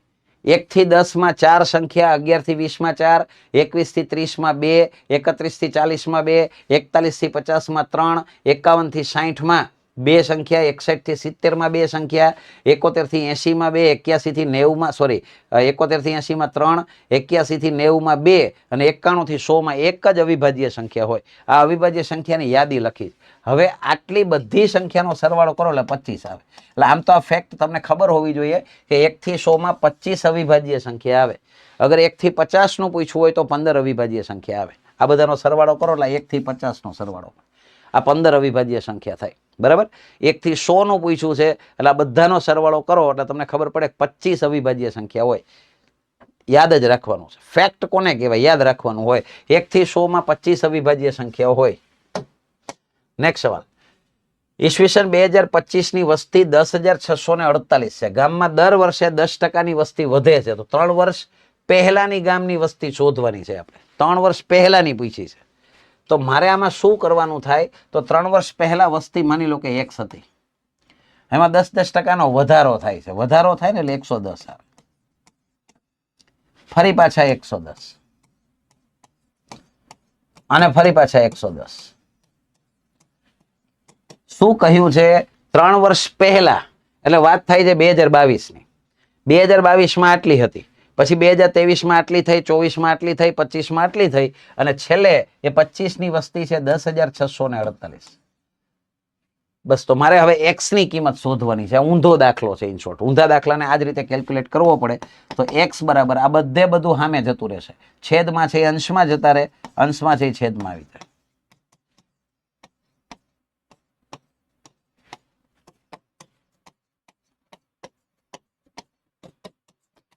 ટૂંકમાં થોડુંક કેલ્ક્યુલેશન વાળો દાખલો થાય કારણ કે આમાં છેદ વેદ પ્રોપર ઉડાડવા પડે. તો સૌથી પહેલા 0 0 0 3 0 હું પહેલા ઉડાડી દઉં છું. 1 2 ને 3 0 મેં ઉડાડી દીધા. હવે 11 થી આ એકય કઈ ઉડે એમ નથી એટલે આને જ હું ઉડાડવાની ટ્રાય કરું છું. બરાબર છે. તો 11 થી ઉડાડું છું. 11 9 99. આમાંથી 99 જાય તો કેટલા વધશે? 7 એટલે 74. 11 6 66. આમાંથી 66 જાય તો વધે 8 એટલે 88. 11 8 88. હજી પણ આ 11 થી ઉડશે કારણ કે 9 ને 8 17 માંથી 6 જાય તો 11 વધેલા હજી 11 થી ઉડે છે. પાછા 11 થી ઉડાડું છું. 11 8 88. આમાંથી 88 જાય તો 8 વધશે અને પાછળ બીજા 8 એટલે 11 8 88 અને અગેન હું 11 થી ઉડાડું છું એટલે અહીંયા 8 આવશે. That's it. તો 8 ની પાછળ 1 2 ને 3 0 એટલે કે જવાબ આવશે 8000. 3 વર્ષ પહેલા વસ્તી હોવી જોઈએ. બી ઓપ્શન 8000 છે એ વસ્તી હોવી જોઈએ. તો આ રીતના દાખલા, ઊંધા દાખલા હોય એનું એક પ્રોપર ફોર્મેટ આ છે જેને યાદ રાખજો. નેક્સ્ટ સવાલ તરફ આગળ વધીએ. ટૂંકમાં આખી કેલ્ક્યુલેશન છે. આ છેદવેદ ઉડાડવાનો થોડોક એફર્ટ લગાવવો પડે. ચાલો નેક્સ્ટ સવાલ. જેમાં એવું કહ્યું છે કે રમેશ 50% કામ છે ને એ 8 દિવસમાં કરે છે. જો ભાઈ, મને એટલી ખબર પડે 50% કામ 8 દિવસમાં કરતો હોય તો આખું કામ 16 દિવસમાં કરે. 50% એટલે શું થયું? અડધું કામ થયું. અડધું કામ અગર 8 દિવસમાં થાય તો આખું કામ કરતા 16 દિવસ થાય. પછી સુરેશનું વાંચજો. સુરેશ 25% કામ 3 દિવસમાં કરે. 25% એટલે ચોથા ભાગનું થયું. ચોથા ભાગનું કામ 3 દિવસમાં, અથવા આમાંય તમે ગણી શકો. જો 25% ના 3 દિવસ તો 50% ના 6 દિવસ 50%ના 6 તો 100%ના 12 દિવસ, એટલે અહીંયા 12 આવશે. બસ તો મને સવાલ પૂછ્યો છે બંને સાથે મળીને 100% કામ, એટલે આખું કામ કેટલા દિવસમાં કરી શકે. કાર્ય સમયનો સિમ્પલ સવાલ છે, પણ આ પહેલા તમને વ્યવસ્થિત ગોઠવતા આવડવું જોઈએ. 50%ના 8 દિવસ હોય ને તો 100%ના 16 થાય, 25%ના 3 હોય તો 100%ના 12 થાય. બસ આનો એલસીએમ એટલે કે લસા લઈ લો, 48 સહી તમારું કુલ કામ છે. અને હવે એક દિવસનું કામ શોધવા માટે 16 તેરી 48 ને 12 ચોક 48, આને હવે ભૂલી જાઓ, આનું કઈ કામ નથી. આ એક દિવસનું કામ છે. તો એને કીધું છે બંને સાથે મળીને કામ કરવાના, તો સાથે મળશે આ બંને તો કેટલા બનશે? રોજના 7 બનશે. બસ તો લાગતો સમય કુલ કામ આવે 48, નીચે એક દિવસનું કામ આવે 7. 48/7 મારો જવાબ છે. તો અહીંયા 7 6 42 ને છે 48 આ જવાબ છે. મિશ્રમાં ના ફેરવો તો ખબર પડી જાય ઓપ્શન જોઈને કે ત્યાં 7 6 42 ને છે 48 આવે, 48/7 ત્યાં જવાબ સેટ થાય છે. 6.6/7 આ મારો પરફેક્ટ આન્સર થશે, ઓપ્શન એ. તો આ પણ આસાન સવાલ હતો. નેક્સ્ટ સવાલમાં આગળ વધીએ, જેમાં એવું કહ્યું છે કે ભાઈ એક ખેડૂત 2 બળદને દરેક ₹1200 લેખે વેચે છે. નફો ખોટનો સવાલ છે, ધ્યાનથી. પહેલા બળદની વાત કરીએ તો 1200 લેખે વેચ્યો છે, અને બીજો બળદ છે એ 1200 લેખે વેચ્યો છે. આગળ વાંચો. એકમાં 20%નો નફો થયો. હમણાં થોડી વાર પહેલા જ આપણે વાત થયેલી કે અગર 20%નો નફો થયેલો હોય તો મતલબ કે 120% વેચાણ કિંમત હશે, અને એ મને 1200 આપેલી છે. તો મારે પહેલા એની મૂળ કિંમત શોધી લેવી પડે. તો 100% એ કેટલા? આ પ્રથમ બળદની વાત છે. જ્યારે બીજામાં 20%ની ખોટ ગઈ છે, એટલે કે મારે ત્યાં પાછી વેચાણ કિંમત માંડવી હોય તો 20%ની ખોટ એટલે મારે લખવાના થાય 80%, અને એ પણ વેચો તો 1200માં જ છે, એટલે 1200 રૂપિયા. તો મારે એની પણ મૂળ કિંમત શોધવાની થાય. મૂળ કિંમત હંમેશા 100% હોય. મને એ જ પૂછ્યું છે, કુલ કિંમત શોધો. કિંમત એટલે મૂળ કિંમત મારે શોધવાની છે. બસ હવે આ બેને સિમ્પ્લિફાઈ કરી દો તો 100 × 1200/120. તો અહીંયા આવશે 10, એટલે કે ફાઇનલી 1000 રૂપિયાનો પેલા બળદની કિંમત થઈ. આ પેલાની મૂળ કિંમત થઈ. બીજાની અગર શોધવી હોય તો આનો સાદુરૂપ આપી શકો તમે, 100 × 1200/80. જેમાં 0 0 ઉડાડી દો, 15 8 120, એટલે 15 × 100 એટલે 1500 રૂપિયા છે એ બીજાની મૂળ કિંમત થઈ. બસ તો પેલાની મૂળ કિંમત છે 1000 રૂપિયા, બીજાની મૂળ કિંમત છે 1500 રૂપિયા. તો એ બેને ભેગા કરો તો ટોટલ 2500 રૂપિયાની ટોટલ મૂળ કિંમત થાય. તો ઓપ્શન એ છે એ મારો જવાબ થાય. બંને બળદની કુલ કિંમત 2500 રૂપિયા હોવી જોઈએ. તો કાંઈ ના ખબર પડે તો તમે આ રીતે તો 1000% ગણતરી કરી શકો. અગર તમે જાણકાર હોય, અગર તમને સીધી ખબર પડતી હોય તો એક બીજો રસ્તો આમાં નીકળી શકે એમ છે. જેમ કે આ તો એની રૂટીન મેથડ થઈ, બરાબર. હવે આને અન્ય રીતે કોઈ રીતે કરવો હોય તો જો ભાઈ, 20% નફો અને 20% ખોટ બંને સમાન આપેલા છે, અને બંનેની વેચાણ કિંમત સમાન છે. તો તમે આનાથી આ દાખલો ગણી શકો છો. આ એક ક્રમશઃ ટકાવારીનું સૂત્ર છે. જે ઉપરા ઉપર ટકાવારી આપેલી હોય ત્યારે તમે ક્રમશઃ ટકાવારી લગાડી શકો. તો જો ભાઈ, 20% નફો 20% ખોટ. નફો પ્લસ આવે, ખોટ માઇનસ આવે. અહીંયા 20, અહીંયા -20, અને છેદમાં 100. આ 0 0 ઉડી જાય, 20 ને -20 0 થઈ જાય. તો ફાઇનલી -4% આવ્યા. -4%નો અર્થ થાય 4%ની શું ગઈ છે? ખોટ ગઈ છે. 1200 વાળા બે વેચ્યા, એટલે કે 2400 રૂપિયામાં વેચ્યા છે, જેમાં 4%ની ખોટ છે. મતલબ આ 96% થાય. 4%ની ખોટ એટલે 96% થયા. બેયના 1200 એટલે ટોટલ 2400 થયા. તો મારે બેયની મૂળ કિંમત શોધી 100% એ કેટલા. અને હવે સાદુરૂપ તમે આપી શકો. 24 ચોક 96 થાય. અહીંયા આવશે 100, અને 4 થી ઉડાડો એટલે અહીંયા 25. તો મારો જવાબ આવશે 2500 રૂપિયા. આ એની મૂળ કિંમત હોવી જોઈએ. તો તમે આ રીતે પણ ગણતરી કરી શકો છો. આ પણ એક પેટર્ન છે, અને કાંઈ ના ખબર પડે તો આગળ જે સમજાવ્યું હતું એ પણ પરફેક્ટ પેટર્ન છે. પણ આ એક્ઝેક્ટ તમને ખબર હોવી જોઈએ કે ટોટલ ઓલ ઓવર 4%ની ખોટ જાય છે આમાં. એને એકમાં નફો ને એકમાં ખોટ છે, એટલે 4%ની ખોટ જાય. નેક્સ્ટ સવાલ તરફ આગળ વધીએ, જેમાં કહ્યું છે કેટલા રૂપિયાનું 2 વર્ષ માટે 12%ના દરે ચક્રવૃદ્ધિ સાદા વ્યાજ કરતા 36 રૂપિયા વધુ મળે. તો મારા મતે આના ઓપ્શન ઉપરથી આરામથી સોલ્વ કરી શકો. પહેલા તો વધુ એટલે ડિફરન્સની વાત કરે છે.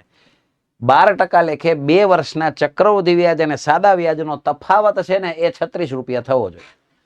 તો જો ભાઈ, હું પહેલા ઓપ્શનથી ટ્રાય કરું છું, 2500 થી ટ્રાય કરું છું.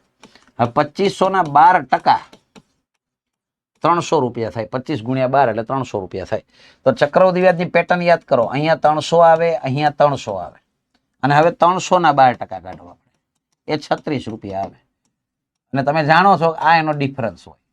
આ બંને સાદા વ્યાજ હોય અને આ બેનો ડિફરન્સ હોય. આ તમને ખબર હોવી જોઈએ. ચક્રવૃદ્ધિ વ્યાજની પેટર્ન આ રીતે છે કે 2500 રૂપિયા આગળ સાચો જવાબ હોય તો 2500 નું 12% લેખે 2 વર્ષનું ચક્રવૃદ્ધિ વ્યાજ શોધવું હોય તો એની રીત આ રીતે હોય. 2500 ના પેલા 12% કાઢ્યા, 300 આવે, જે 2 વખત શું કામ આવે? કારણ કે આ પ્રથમ વર્ષનું સાદું વ્યાજ, આ બીજા વર્ષનું સાદું વ્યાજ, એ બે સેમ આવે. અને પછી 300 ના 12% એટલે 36, તો આ એનો ડિફરન્સ થયો. જેમ કે આનો સરવાળો કરો તો 636 રૂપિયા થાય. તો એનો મતલબ શું થયો? 2 વર્ષનું સાદું વ્યાજ કેટલું? 600. આ સાદું વ્યાજ છે. અને 2 વર્ષનું ચક્રવૃદ્ધિ વ્યાજ કેટલું? 636. તો આ બેનો ડિફરન્સ કેટલો છે? 36. તો બસ મારે 36 લેવાનો. તો આ જવાબ આવી. બાય ચાન્સ પહેલા જ ઓપ્શનમાં જવાબ આવી ગયો, નહીતર મારે હજી આગળ ગણતરી કરવી પડત. પણ પહેલા જ ઓપ્શનથી મારો આન્સર છે એ મને મળી ગયો છે. 36 રૂપિયા આપણો પરફેક્ટ આન્સર થશે. નેક્સ્ટ સવાલમાં આગળ વધીએ, જેમાં એવું કહેલું છે કે 12 માણસો 9 દિવસમાં જે કામ કરે છે તે જ કામ 18 માણસો કેટલા દિવસમાં કરી શકે?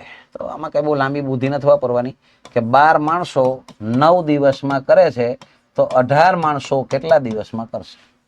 M1 T1 M2 T2 માં સીધી કિંમત મૂકી દો. આમાં W આપ્યું નથી એટલે ના લખો તો ચાલે. 9 દુ 18 ને 6 દુ 12, 6 જવાબ આવશે. આ જવાબ છે બરાબર. તો આરામથી છેદ ઉડી જાય એમ છે, કોઈ મગજમારી નહીં. ચેઇન રૂલ એટલે કે સાંકળ નિયમ અથવા કાર્ય સમયનો આસાન દાખલો ગણાય.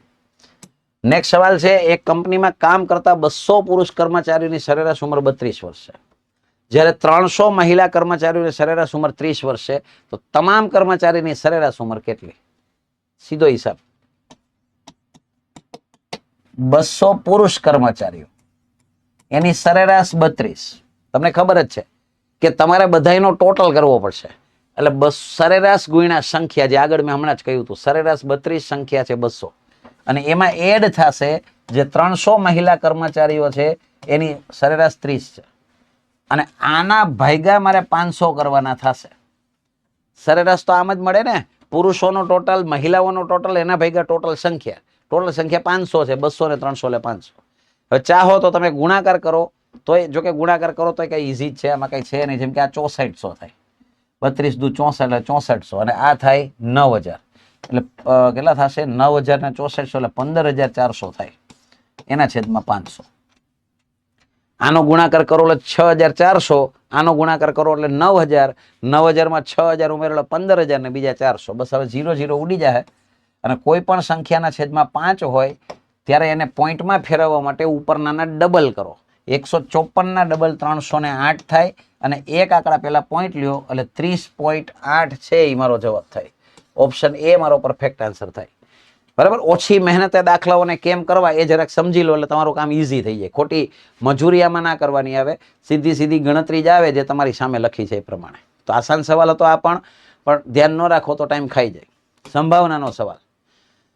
જાન્યુઆરી મહિનામાં 5 બુધવાર આવવાની સંભાવના. તો જો ભાઈ, જાન્યુઆરી મહિનામાં 31 દિવસ હોય, 4 અઠવાડિયા હોય, દરેક અઠવાડિયું 7 દિવસનું હોય, 7 ચોક 28 દિવસ થયા. તો એક્સ્ટ્રા દિવસ કેટલા વધ્યા? 3 દિવસ. સંભાવના એટલે પ્રોબેબિલિટી, જેને P વડે દર્શાવાય. ટોટલ વાર 7 જ હોય, એને ભલે ને ગમે એ વારની વાત કરી હોય, નીચે 7 આવે વાર વાળા પ્રશ્નમાં ફિક્સ જ છે સંભાવના. ઉપર કેટલા આવશે તમે જ્યાં લખ્યો એનો શું મતલબ થાય? એનો મતલબ એમ થાય કે 4 અઠવાડિયા મીન્સ કે કોઈ પણ 31 દિવસના મહિનામાં, એ કોઈ પણ, આ તો ઠીક છે ને જાન્યુઆરી કીધું છે, પણ કોઈ પણ 31 દિવસના મહિનામાં દરેક વાર 4 વખત આવશે. 31 દિવસની 30 માં 4 વાર જાય, 29 માં 4 વાર, 28 માં 4 વાર જાય. કારણ કે અઠવાડિયા તો 4 જ આવે, કોઈ પણ મહિનામાં 4 જ અઠવાડિયા હોય. 4 થી વધારે ન હોય ને 4 થી ઓછા ના હોય. મહિનો ભલે ને 28 નો હોય કે 29 નો હોય કે 30 નો હોય કે 31 નો હોય, 4 અઠવાડિયાનો સીધો મતલબ થાય દરેક વાર 4 વખત આવશે. એને જ કહેવાય 4 અઠવાડિયા. સોમવાર, ગુરુવાર, શનિવાર, શુક્રવાર, મંગળવાર, કોઈ બી વાર છે એ 4 વખત આવશે. પણ મેં બધાય વાર 4 વાર લઈ લીધા તોય એક્સ્ટ્રા 3 વધ્યા. તો એનો અર્થ શું થાય? 3 વાર એવા છે કે જે 5 વાર આવશે. 3 વાર 7 માંથી 3 વાર 5 વખત આવે તો એમાં બુધવાર હોઈ શકે. ચોખ્ખી વાત છે. 7 માંથી 3 વાર, બસ આ તમારો જવાબ છે. એટલે જો જાજી કઈ મગજમારી ના કરવી હોય તો આજે વધે નહીં તમારો જવાબ હોય. અહીંયા આગળ 30 દિવસનો મહિનો હોત ને તો અહીંયા 2 આવત, તો જવાબ 2/7 આવે. અહીંયા 29 દિવસનો મહિનો હોત એટલે કે લીપ યરનો ફેબ્રુઆરી હોત તો અહીંયા 2 આવે, તો જવાબ 2/7 આવે. નહીં 2 નહીં, સોરી, તો 1 આવે. 29 હોય ને એટલે 1 આવે, તો 1/7. અને અગર 28 દિવસનો મહિનો હોત એટલે કે સામાન્ય વર્ષનો ફેબ્રુઆરી હોત ને તો અહીંયા 0 આવે, તો સંભાવના 0 થઈ જાય. કે 0 છેદમાં 7 ન લખાય, પણ 0 છેદમાં 7 એટલે 0 જ થાય. બરાબર? એટલે ઇન શોર્ટ કેટલા દિવસનો મહિનો છે એના ઉપર આખી રીત છે. આ મેથડને યાદ રાખવાની તમારે. બરાબર? અહીંયા દિવસો લખી અને અહીંયા એક્સ્ટ્રા આવે નહીં તમારો જવાબ હોય. અહીંયા અગર એક્સ્ટ્રા 3 આવે છે તો 3/7, 2 આવે છે તો 2/7, 1 આવે છે તો 1/7, 0 આવે છે તો 0 જવાબ છે. નેક્સ્ટ સવાલ, મસ્ત દાખલો. શાળામાં છોકરાઓ અને છોકરીઓનો ગુણોત્તર 4:5 છે. આ બોયઝ અને આ ગર્લ્સ. 4:5. કુલ સંખ્યા કેટલી? 63. આવું તો હવે કેટલી વાર આપણે કરી ગયા. ટોટલ 63 છે તો એને 9 વડે ભાગી નાખો. 9 ભાગ કરો ટૂંકમાં, એટલે કેટલા આવશે? 7. 7 વડે ગુણી નાખો. કોનું પૂછ્યું છે? છોકરીઓનું. ગર્લ્સનું પ્રમાણ કેટલું છે? 5. 7 × 5 = 35 ગર્લ્સ હશે. મને નથી લાગતું આમાં તો હવે કઈ દુવિધા હોવી જોઈએ. ગુણોત્તર પ્રમાણમાં આ જ રીતે હોય, યાદ રાખજો. ટોટલ સંખ્યા 63 છે અને ટોટલ આના 9 ભાગ થાય છે. 9 ભાગ કરો એટલે 7 આવે. 7 વડે ગુણી નાખો. અગર બોયઝનું પૂછ્યું હોય તો 7 વડે 4 ને ગુણવાના, 7 ચોક 28 બોયઝ થાય. ગર્લ્સનું પૂછ્યું હતું એટલે 5 વડે ગુણ્યા 7 × 35 છે એ ગર્લ્સ હોય. તો મારો જવાબ આવશે ઓપ્શન ડી 35. આ આપણો પરફેક્ટ આન્સર થશે. નેક્સ્ટ સવાલ છે જેમાં કહ્યું છે 3 ભાઈઓની સરેરાશ ઉંમર 36 વર્ષ છે તથા તેમની ઉંમરનો ગુણોત્તર 2:3:4 છે. તો સૌથી મોટા અને સૌથી નાના ભાઈનું અંતર શોધો. અંતર એટલે ડિફરન્સ. થઈ ગયું. શું લખેલું છે? સરેરાશ. હમણાં કીધું ઈ જ, ગુણોત્તર અને પ્રમાણ, બીજી કોઈ વાત નહીં. આ 3 ભાઈ નામ આપી દીધા. 2:3:4. સરેરાશ 36 હોય ને તો સરવાળો 108 થાય. ક્યાંથી આવ્યા 108? યાદ કરો. સરેરાશ ગુણ્યા સંખ્યા. સરેરાશ 36 છે, જણા 3 છે, 36 તેથી 108 થાય. બસ તો હમણાં સમજાયું એ પ્રમાણે. આ સરવાળો છે તો આનો સરવાળો નીચે લખો 9. 12 × 9 = 108. આ 12 આવ્યા. 12 વડે ગુણી નાખો. કોનું પૂછ્યું છે? મોટા ભાઈ અને નાના ભાઈનો ડિફરન્સ. આમાં મોટો છે 4, નાનો છે 2. એનો ડિફરન્સ કેટલો થાય? 2 નો થાય. મારે કોઈની ઉંમર નથી શોધવાની, ડિફરન્સ જ શોધવાનો છે. અંતર એટલે ડિફરન્સ. તો એ 2 નો ડિફરન્સ 2 છે. 2 થી ગુણ નાખો. 12 × 24 નો ડિફરન્સ હશે. આ જવાબ છે. બી ઓપ્શન જવાબ છે. ઉંમર થોડી શોધવાની છે, મને ડિફરન્સ પૂછ્યો છે એટલે મેં ડિફરન્સ શોધી લીધો ભાઈ. જો એમ કીધું હોત મોટાની ઉંમર કેટલી તો હું ગુણ્યા 4 કરત તો 48 વર્ષ આવે. નાનાની ઉંમર કેટલી તો ગુણ્યા 2 કરત તો 24 આવે. તો 48 અને 24 એનો ડિફરન્સ કાઢો તો 24 આવે. એ મજૂરી શું કરવાની? સીધું પૂછ્યું છે એ કરી લેવાનું. ડિફરન્સ પૂછ્યો છે, મેં ડિફરન્સ કાઢી લીધો. મસ્ત દાખલો. એક વસ્તુ પર 10%, 20%, 50% 3 વખત નફો ઉમેરવામાં નફાની કુલ ટકાવારી કેટલી? 3 વખત પરસેન્ટેજ આપ્યા તો ભલે ને આપ્યા. સિંહ વખત તો દીપડો થોડો આપ્યો. 100 રૂપિયા મૂળ કિંમત હતી. પેલા 10% નફો ઉમેરો ને તો તમને એટલી ખબર પડે કે આના 10% 10 રૂપિયા જ થાય. એટલે એનો ભાવ થઈ જાય 110. હવે 20% ઉમેરો તો આના 20% નીકળે ને. આના 10% એટલે 11, તો 20% એટલે 22 રૂપિયા. 22 ઉમેરો એટલે આનો ભાવ થઈ જાય 132 રૂપિયા. થાય કે નહીં? અને હવે તમે આમાં 30% નફો ઉમેરો. નહીં 30 નથી, સોરી 50% છે. તો આના 50% નફો એડ કરો. આના 50% એટલે આના અડધા 66 રૂપિયા થાય. આના અડધા એટલે 66 રૂપિયા થાય. 130 ના અડધા 65 અને 2 ના અડધા 1 એટલે 66 રૂપિયા નફો બીજો એડ કરો આની અંદર. તો આમાં 66 ઉમેરો ને એટલે 198 રૂપિયા થાય. 6 ને 2 8 અને 13 ને 6 19. તો વિચારો વસ્તુ હતી કેટલાની? ઓરિજિનલી 100 રૂપિયાની હતી. ક્યાં પહોંચી? છે 198 એ પહોંચી. તો એનો મતલબ 98 રૂપિયાનો વધારો થયો. 98 રૂપિયા મતલબ 98%. આ જવાબ છે. 98%નો ટોટલ પ્રોફિટ થાય. એટલે 100 રૂપિયા લઈને આરામથી કરી શકો. પર્સન્ટેજમાં પેલા 100 ધારો, 10% નફો એડ કરો, 20% નફો એડ કરો, છેલ્લે 50% નફો એડ કરો. મારો જવાબ આવ્યો 98%. તો આ પણ સરસ દાખલો હતો. નેક્સ્ટ સવાલ છે 39 માણસો 12 દિવસમાં રોજના 5 કલાક કામ કરીને જે મકાન બનાવે છે તે જ મકાન 30 માણસો રોજના 6 કલાક કામ કરીને કેટલા દિવસમાં બનાવે? કોઈ મગજમારી નહીં, આમાં કિંમત મૂકી દો. 39 માણસો 12 દિવસ એને ટાઈમ કહેવાય અને 5 કલાક એની ટાઈમ જ કહેવાય. સામેની બાજુએ 30 માણસો 6 કલાક એ ટાઈમ થયો અને દિવસ એ આપ્યા નથી, એટલે T2 એમ. હવે તો કે 30 અને 6 છેદમાં લાવો અને જે કાંઈ છેદ ઉડાડો આવે એ જવાબ છે.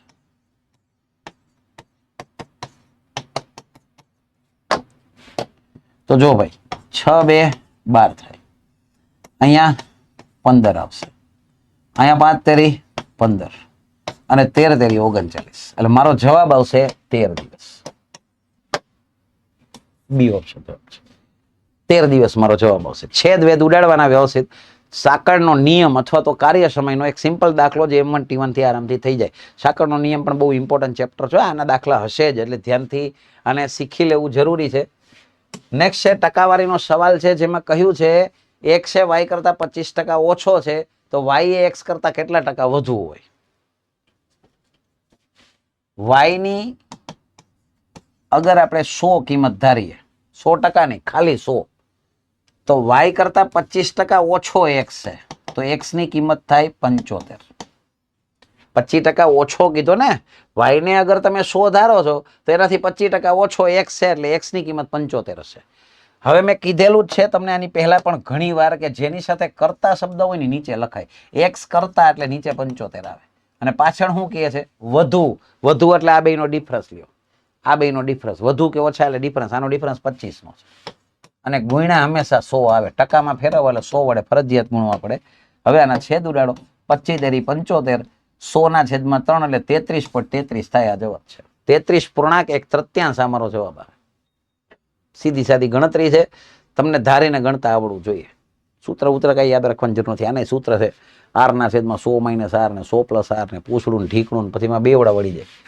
એના કરતા સમજીને કરો ભાઈ, આરામથી ધારીને તમે કર્યો. આટલા સ્ટેપમાં હું ગોખણપટ્ટી કરવાની? આના માટે થોડા સૂત્ર પાકા કરવાના હોય. ગણિત ભણવું હોય ને તો પહેલો નિયમ છે શોર્ટ ટ્રિક થી દૂર રહ્યો ભાઈ.